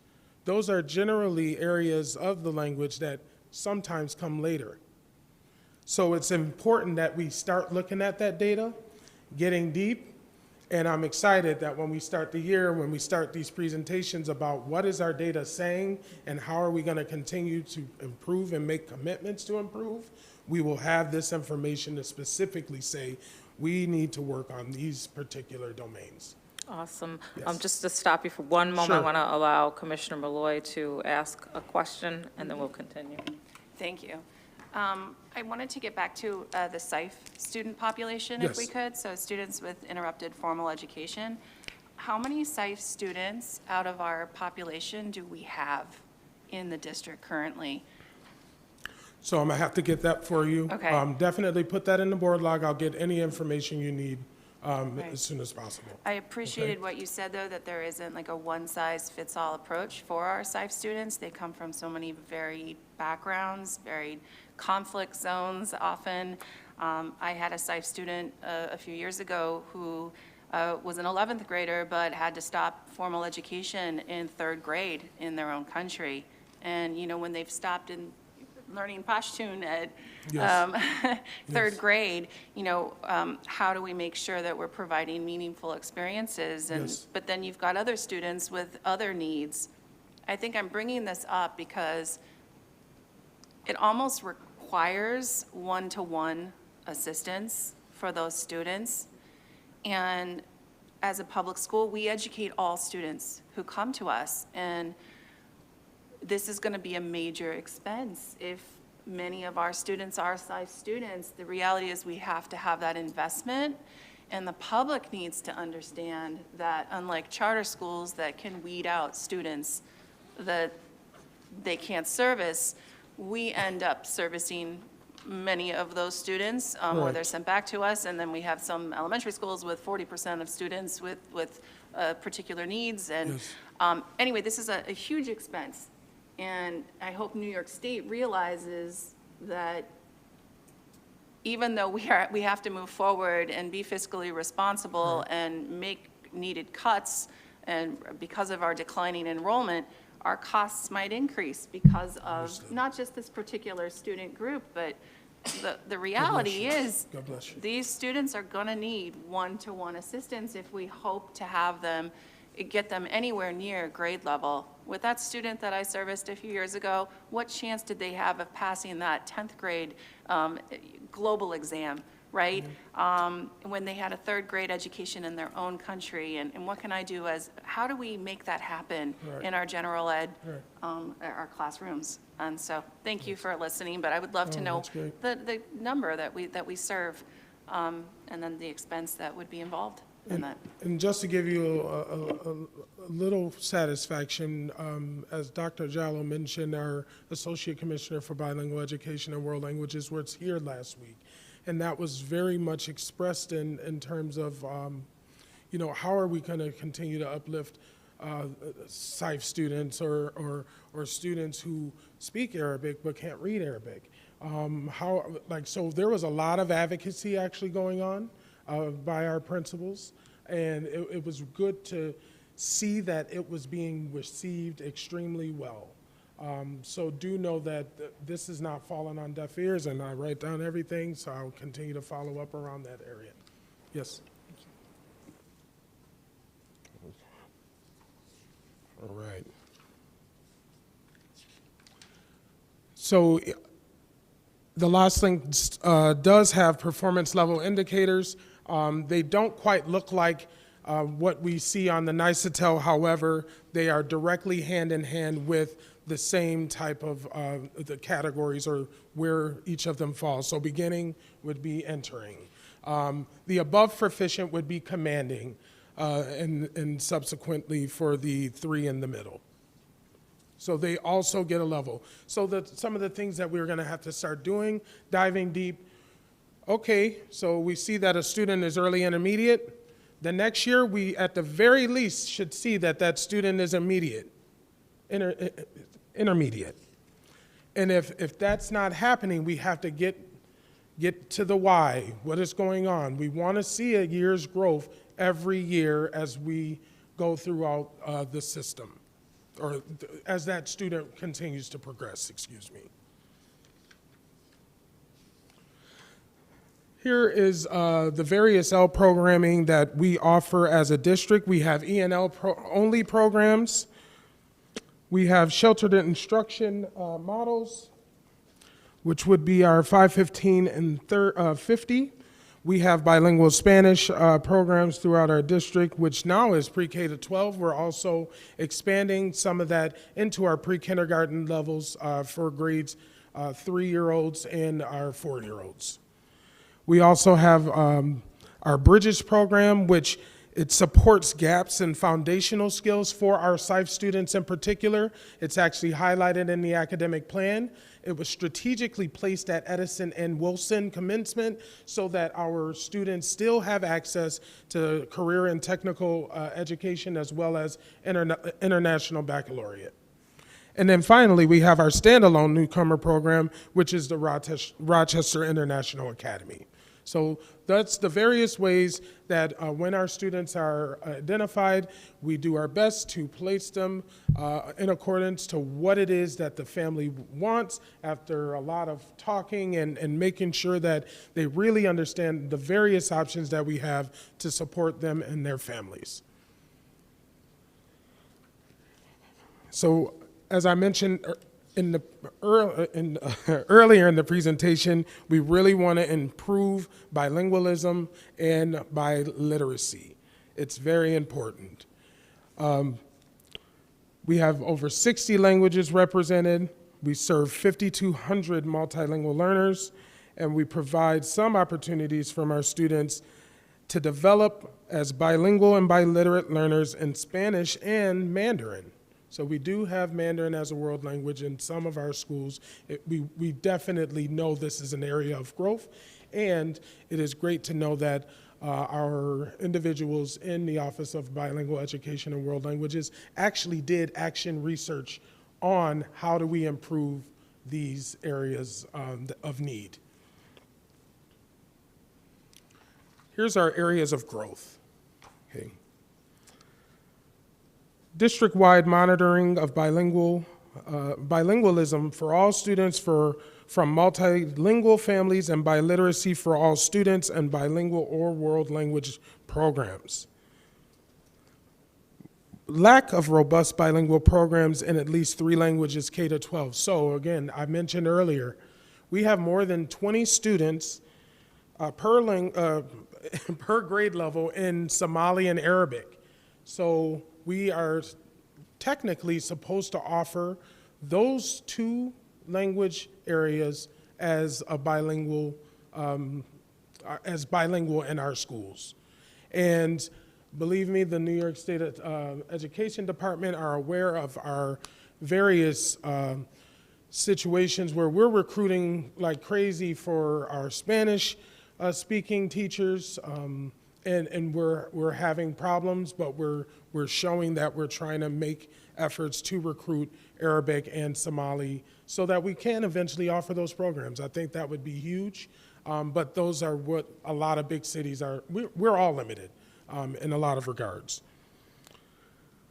There's limited seating for bilingual pre-kindergarten, but as I said, I actually know a few people have been coming up to me, hey, can we place a bilingual 3-year-old class at this? Absolutely, absolutely. It's not quite bilingual. At times, we do have a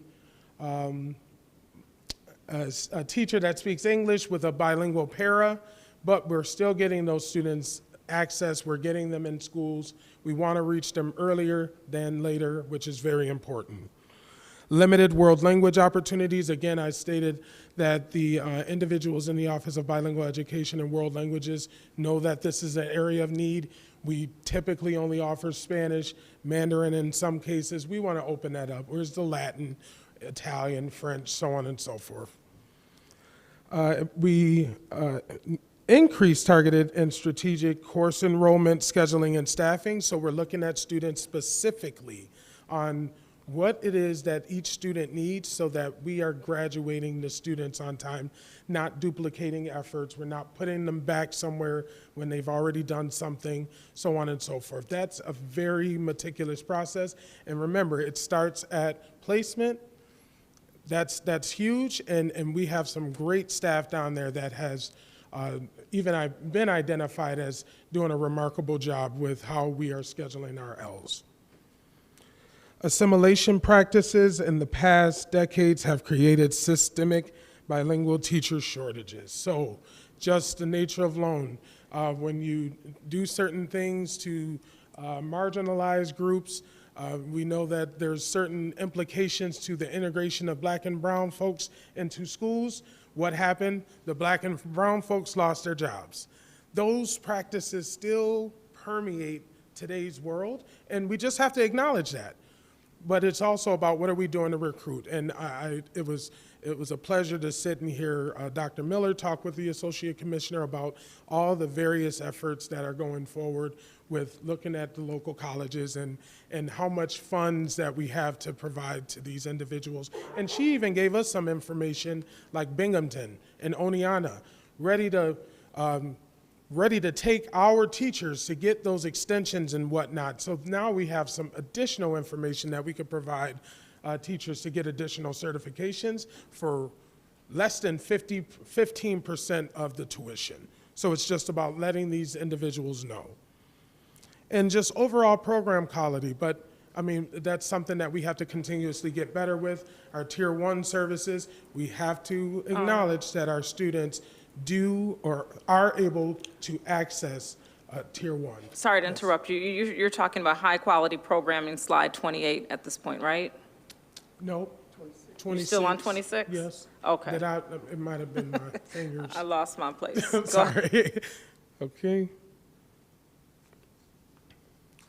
So here's our vision for a multilingual generation, and again, under the auspices of Executive Director Cruz Pomini and Maria Petrella and Michelle Sadiq, they are working very diligently to lift the English language learner graduation rates constantly.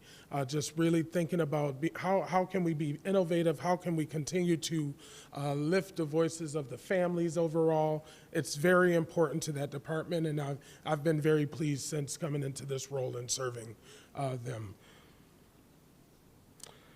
So we want to continue to grow a multilingual community, high-quality, language-rich instruction and programming, expanded multilingual opportunities, multilingual families, and community advocate engagement, and collaborative leadership. So one of the things that, after meeting with the team that I was so impressed with is that notion around continuous supports of the family as well.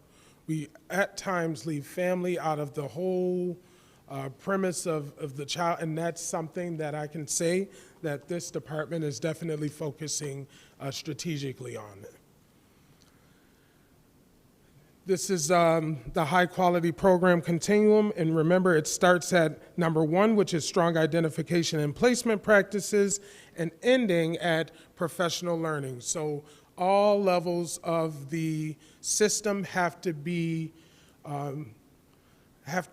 go through professional learning in some way, shape, or form, and to ensure that our Ls have high quality learning experiences throughout our district.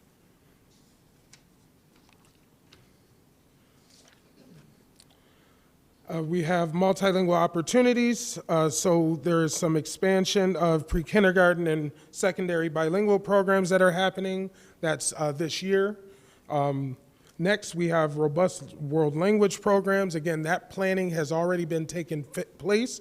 When we talk about reconfigurations, it's going to be great to have, this school offers this, to make that school more enticing, more enhancing, and to settle the thoughts of our families that they may have, with the possibility of not staying in the same locations. We want to continue to improve or increase multilingual CTE pathways. We definitely need to increase the amount of students that receive the seal of biliteracy, and we continue to increase access. I mean, these are year after year, increase access to CTE, International Baccalaureate, and the arts for all students. Here's the various advocacy models that we have in place for our multilingual language learner families in community advocacy groups. We have interpretation and translation services. The majority of our documents, flyers go out in the 5 top languages in the Rochester City School District. We have our Bilingual Education Council. We have our Multilingual Parent Advisory Council, our CSD Multilingual Advisory Committee, and our ongoing L advocacy partners. And it's all about collaborative leadership. Every stakeholder needs to know that they are a teacher of L's, English language learners, students. We need to uplift our students as a whole. That includes us as an executive cabinet, the school board, the teachers, the principals, and that's the way that we're going to continue to improve their outcomes, as well as the outcomes of all of the students in the Rochester City School District. And in the words of my colleague, I'm always reminded that what's good for L's is good for all, and that's something that I really keep deep in the back of my brain when I'm making all decisions. And just to finalize this presentation, this is the vision for a multilingual generation.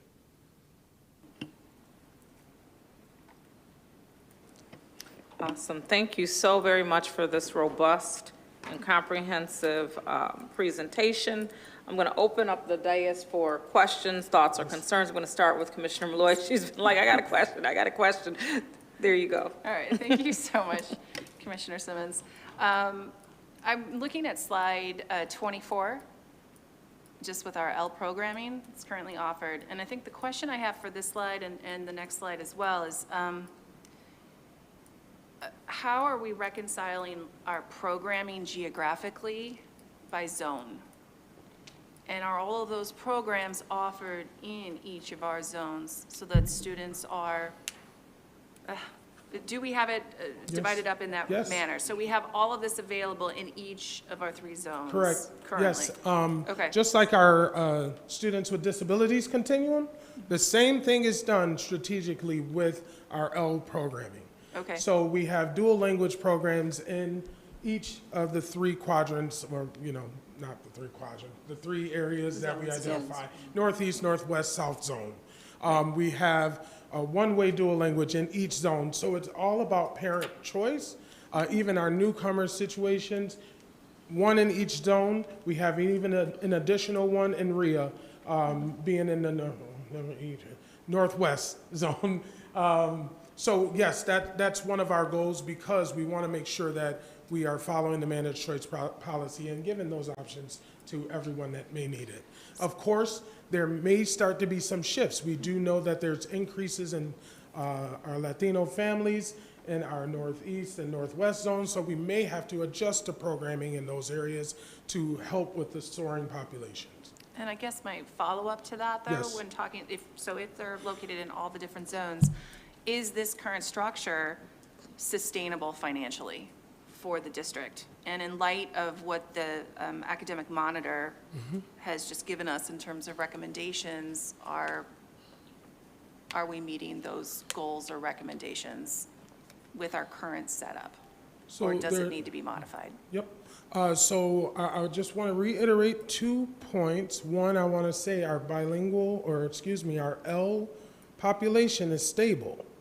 So that means we're going to have to make a commitment to ensuring programming is available in each zone for this particular group of students. And in particular, you're saying that, I lost the other point. But I definitely know that we are going, conversations are being had between, are going to be set up between students with disabilities or the Office of Special Education, English language learners, We're bringing everyone to the table to really talk about how does that continuum look so that we ensure equitable access across our district for all of our populations of students that we must serve.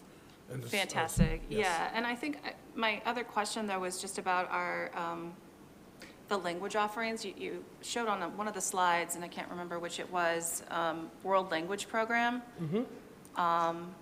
And obviously, this is in terms of the various languages that we offer for students. Which number again? I'm sorry, Commissioner Let's see here, Malloy. it's going to be number, sorry, I'm looking here. My eyes are, oof. Slide the 20, no. Yeah, there we go, slide 29. Okay. So it says robust world language Yes. program. I would love, can you explain just what is encapsulated in all of that? Because that does that include language programs, like whether we offer French or German Correct. or, okay. French, German, American Sign Language, Latin, so on and so forth. We're Yeah. generally only offering Spanish in the majority of Yeah. our schools. And that wasn't always the case. You know, Mm-hmm. I started my career 24 years ago as a French teacher in this district. I Oh. did my student teaching at East. part of the And I also taught ESL, which it's called ESL then. But in any event, that's how I started my career and taught English overseas. But there weren't any jobs at the time, and so I used my dual certification in social studies. So we're going to. We used to have an AP French program at schools. Our IB program at Wilson, for instance, had a specialization in French, but also at They schools offer like. Japanese, too. Right, and I think that just like, what are we still offering? I think it's not always available district-wide. My daughter at East is taking ASL, but that isn't offered at a lot of our other schools. It's an online course Correct. instead. So there's a lot in terms of equity. Yes. I would love to see us making sure that we have robust offerings like Japanese, or also something I studied, or Mandarin, right? Yes. Like these are, and Arabic, right? So we're lagging far behind, and I would love to see us reestablish programming district-wide. I know that the chief academic officer and I have definitely been looking at how do we get or make those experiences more equitable in our schools. Why not offer AP Spanish composition? You know, because students can handle that. Absolutely. That may be the way in our virtual level courses, our virtual academies and whatnot, where we can get students additional access for now. So do know that that is one of the commitments of the. I want to the open the department. floor to President Elliott at this point, who has a Sure. question or comment. Yeah, a couple of things. Yes. One is, let me just follow up on what Commissioner Malloy was saying, and what we've been talking about in terms of languages. You know, we talking about a black and brown school. We do mention Spanish, but I hear nothing about the African languages. Swahili?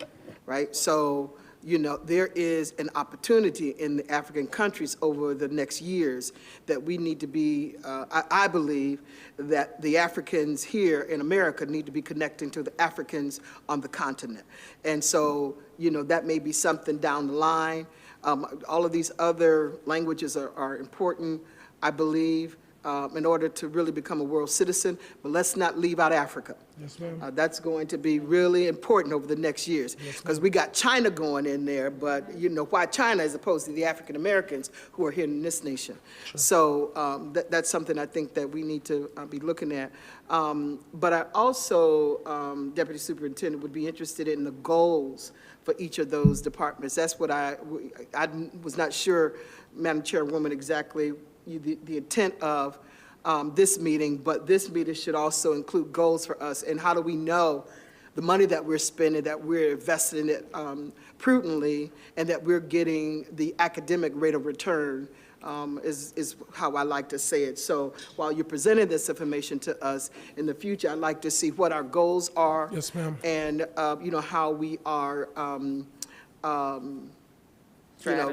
strategizing and reaching those goals. Yes, ma'am. All right, thank you. Yep. Thank you, President Elliott. I'm going to go with Vice President LeBron, then I'm going to ask one question, and then we'll, Commissioner Patterson, did you have any questions or comments? I'm all set, thank you. Okay. So, Vice President LeBron? Yeah, I just want to add in addition to that, if we can actually start monitoring the CAP through some of these presentations, because we are on a corrective action plan Yes. around this particular topic with how we have serviced the ESL students. So just having an understanding of, even if it's twice a year or quarterly, where we're at with Yes. meeting the CAP goals as well. Thank you. Yeah, that was leading into what I was going to ask. Are we in compliance? So in a lot of areas, we are making headway. The associate commissioner is happy with progress, but we have to continue to do more. The reason why I did not bring the CAP into this particular presentation is because there's going to be a realignment of the CAP. So I didn't want to present some information that is going to be outdated in a few weeks. I'd just rather start out the year when we're talking about what are the goals, how are we monitoring things. I want to present it fresh to you so that it's current information and it's not, you just told me this and now it's this. So are Well, we the answer hot, is warm, no, or we're not in cold? I'm compliance. sorry? Are we hot, warm, or cold? Or how close in proximity? I know I that's mean, kind it's of different making it areas. very loose, I but- always like to say we warm. We have feel so. the positive energy. We have the individuals on this administration, this team that are truly dedicated to these positive outcomes and doing things right by our all learners. And if we keep up that momentum, keep setting goals, monitoring, getting granular at the student level, we are going to meet outcomes. Awesome. So to President Elliott's point, yes, I'd love to see evidence of us being warm towards those goals. Yes, But ma'am. this was a lot, and we took in a lot of information. I'm going to allow, President Elliott's going to ask one more question, and then we're Yeah. going to close out. So will we see a positive impact in the graduation rates around ELLs? You can get back to me if you can't answer that Let me now, get back but- to you. Yeah, Only because it's, Yeah. you know, I always want to say yes because I'm always going to push. But I also know that, you know, we're with this cohort in particular, that they have some challenges in particular where they've had to sit for Regents exams. Exemptions went away. They only can get appeals. They have to get 50 to 64. We have individuals that are coming in. They have 32 credits in their home country, way educated. However, they get to New York State and they have to pass an English Regents 3. And I think that's that's what's going to something we help us brought up. guide better Yes. is to President Elliott's point is, this was great level setting and education Yes. around, because I know even when we did the preview meeting, I was like, ELL, multilingual, you know, and you had to differentiate that for me a bit, and I appreciate that. But recognizing what efforts, to President's point, strategies that we're implementing to ensure we get the outcomes that we're looking for. And I think that's where we want to lean in. So thank you so very much for this information this evening. I think that's going to conclude. Dr. Jallo, did you have any thoughts? We're going to, thank you so much, Deputy Strickland. I'm going to go ahead and move or entertain a motion to close the meeting this evening. Motion. I got a second? Second. Okay, just know to, all those in favor, Aye. don't forget the board survey, and we're going to take, if it's okay, President, is it okay if we take a 5-minute? Well, we're going to be, let me just open it up real Okay. quick, go into executive session, and then we'll get a break from there. Yes, ma'am. Okay. Thank you.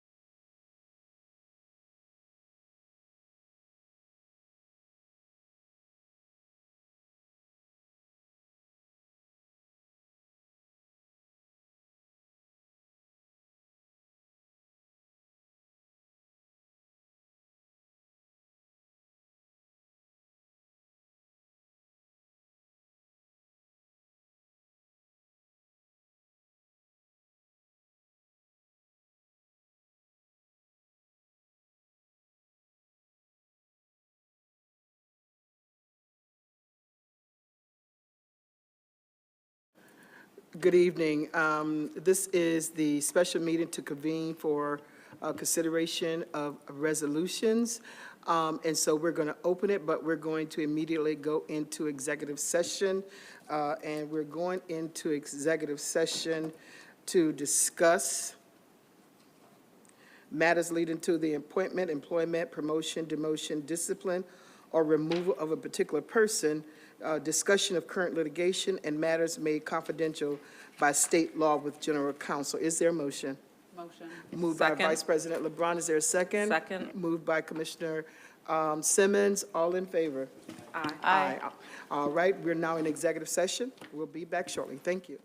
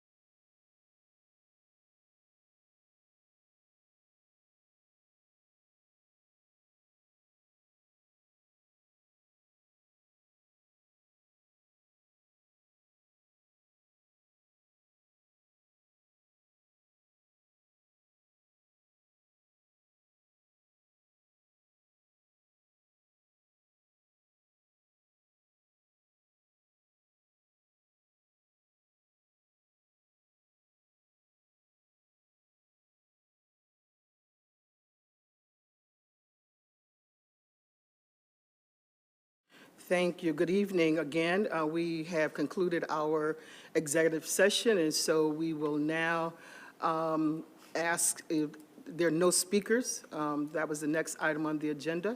And we will go now to consideration of the resolutions. So I'm going to ask for a motion for Resolution 731 through 739. Motion. Oh, second. Moved by Vice President LeBron, seconded by Commissioner Simmons. Any questions or comments related to Resolution 731 through 739? Hearing none, all those in favor? Aye. Any opposed?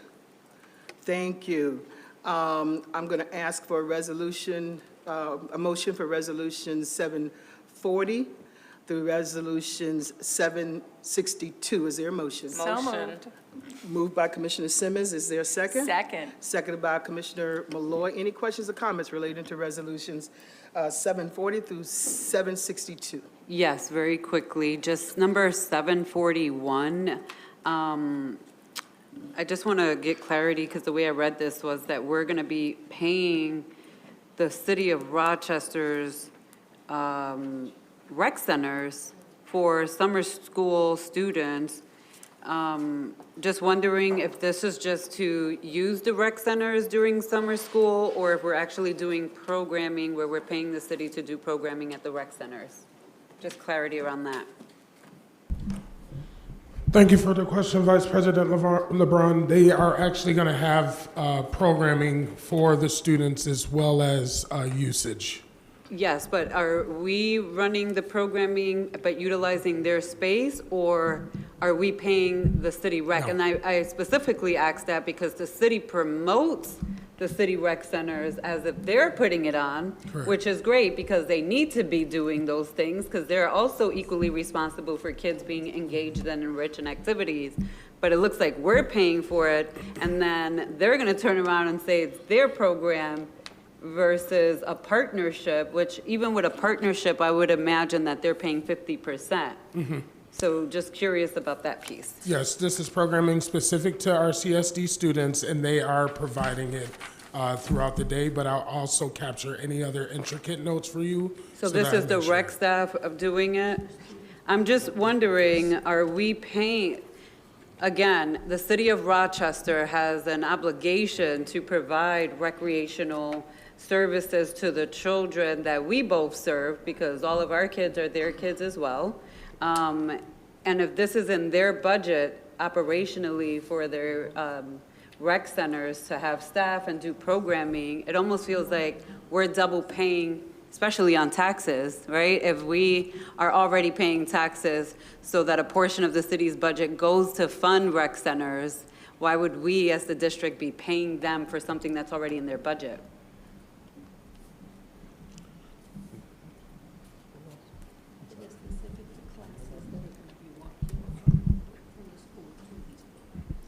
Okay, it's specific to classes that are going to be walking to the rec center for these programs, but I definitely, because I need to get the intricate details, I hear you 100%.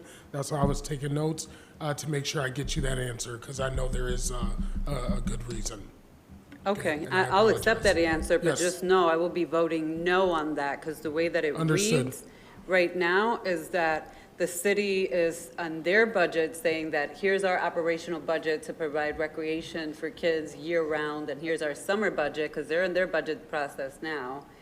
And then here's the district paying, and I have to see how much we're paying, because this is, let's see, $39,000 in addition to, Yeah, 15,000 for professional service agreement and 24,000 for supplies and materials. yeah, so 24,000 for, 25,000 for supplies, materials, right?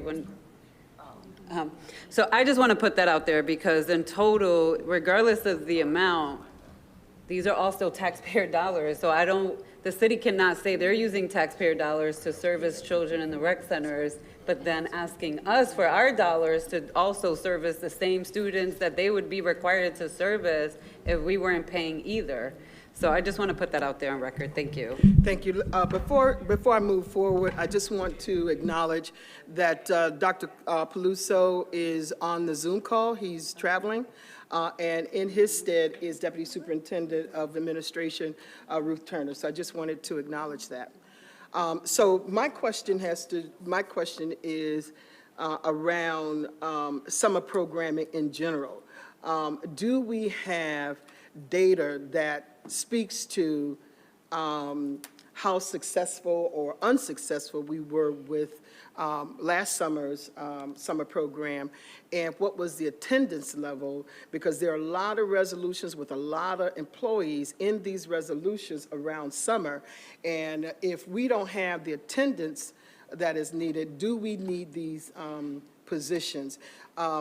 Because at some point, in my view, particularly around, and this is just me talking personally, particularly around you know, the financial piece, at some point, we are going to have to ask the question, particularly around long-range financial planning, is summer school needed? Right, so. Just to answer that, President, we do have some data available from last summer programming. We'll send that along to the board members. Some of it is being updated because at that time we didn't have the data available that it was done, so we'll also send you an updated to some of those findings. For example, it talks about attendance, it talks about credit accruement, and what metrics were met and what were not. So, but here's the thing, you're asking us to vote on this now, but we don't have that information before us. It would have seemed that you all would have brought that information to us prior to us needing to vote on this evening. And just one other question, why are we voting on these tonight as opposed to doing the business meeting? Anybody can answer that?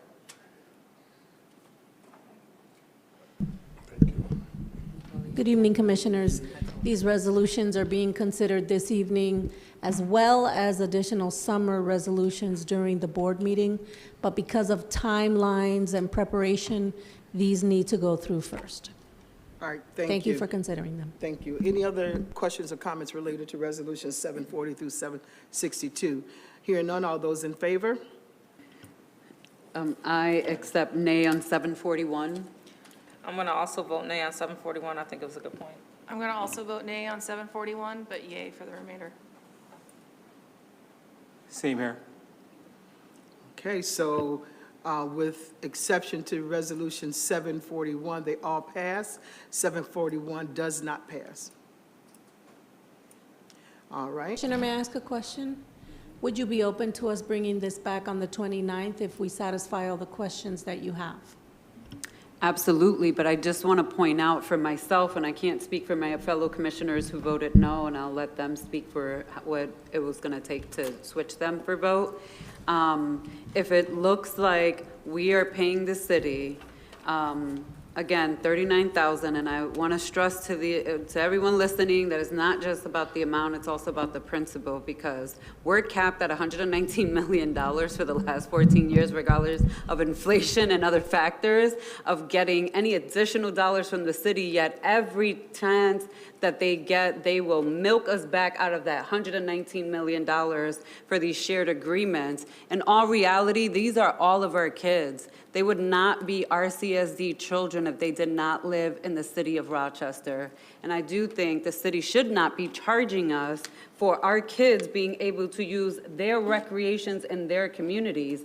And so it's going to have to depend on those factors, and it's going to have to look uniquely RCSD program related, that we're providing services and we're using that space exclusively in order for me to say yes. Thank you. And I'll just speak for myself since that was brought out. And my concerns or clarity that I would like to see is around the overview for this document that talks about enrichment that's going to be provided, that again, most of the children that live here, that attend the RCSD, are also residents of the city who would normally get that programming or enrichment for free. So that's kind of a little cloudy for me, as well as the shared staffing and materials. What does that look like and what does that consist of? With that clarity, then I'll be able to make a better informed decision. Thank you. Thank you. So can I get a motion for resolution? Did we voted on everything? All right, thank you. Is there a motion for resolution 663 through 770? So moved. Moved by Commissioner Malloy, is there a second? 663, no. Excuse me, 763. I'm sorry, thank you. 763 through 770, thank you. So the motion was by Commissioner Malloy, is there a second? Second. Seconded by Commissioner Simmons. Any questions or comments relating to resolutions 763 through 770? Hearing none, all those in favor? I have a question. Commissioner And I Patterson? just want to confirm that we haven't brought up Resolution 735 yet.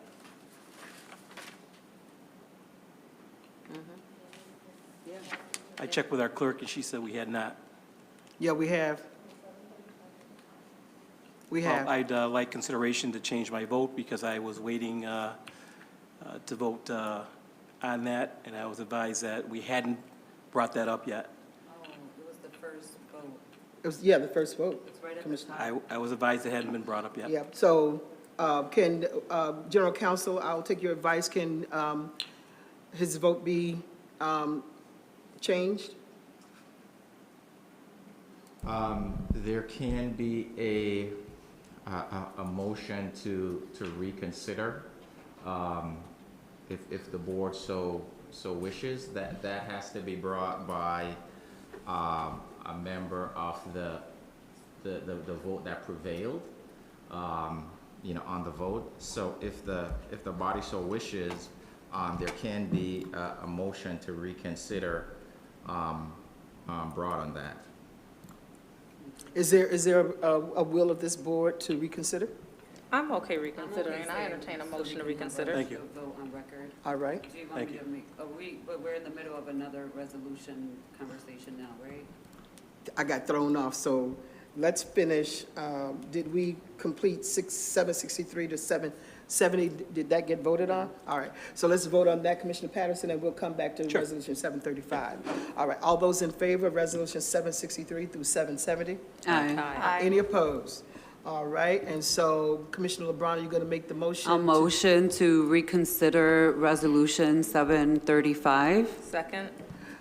Moved by Vice President LeBron that we're reconsidering Resolution 735, and seconded by Commissioner Simmons. Any questions or comments related to that? Hearing none, all those in favor? Aye. Aye. So let's put the motion back on the table. Is there a motion for Resolution 735? So moved. Moved by Commissioner Malloy, is there a second? Second. No, you motioned to come back to the table. Am I right about That is absolutely right. You passed a All motion right to now. reconsider. What? Don't mess with me this I evening. was so confused that you're right, that wasn't the motion. So, any questions or comments related to Resolution 735? Hearing none, all those in favor? Aye. Any opposed? Opposed? All right, motion carries. All right, so we'll go down to Resolution 771. Is there a motion? Motion. For Resolution 771? Is there a Second. second? Moved by Vice President LeBron, seconded by Commissioner Malloy. Any questions or comments related to Resolution 771? Hearing none, all those in favor? Aye. Any opposed? All right, the motion carries unanimously. Is there a motion for Resolution 772 through 779? Motion. Moved by Vice President Second. LeBron, seconded by Commissioner Malloy. Any questions or comments related to Resolutions 772 through 779? Hearing none, all those in favor? Aye. Any opposed? All right. Is there a motion for Resolution 544? So moved. Moved by Commissioner Malloy, seconded by Vice President LeBron. Any questions or comments related to Resolution 544? Commissioner Malloy? In terms of the numbers for these, why are the, this was an amendment to the original Yes, agreement? So that's why the number is from prior. Okay, thanks.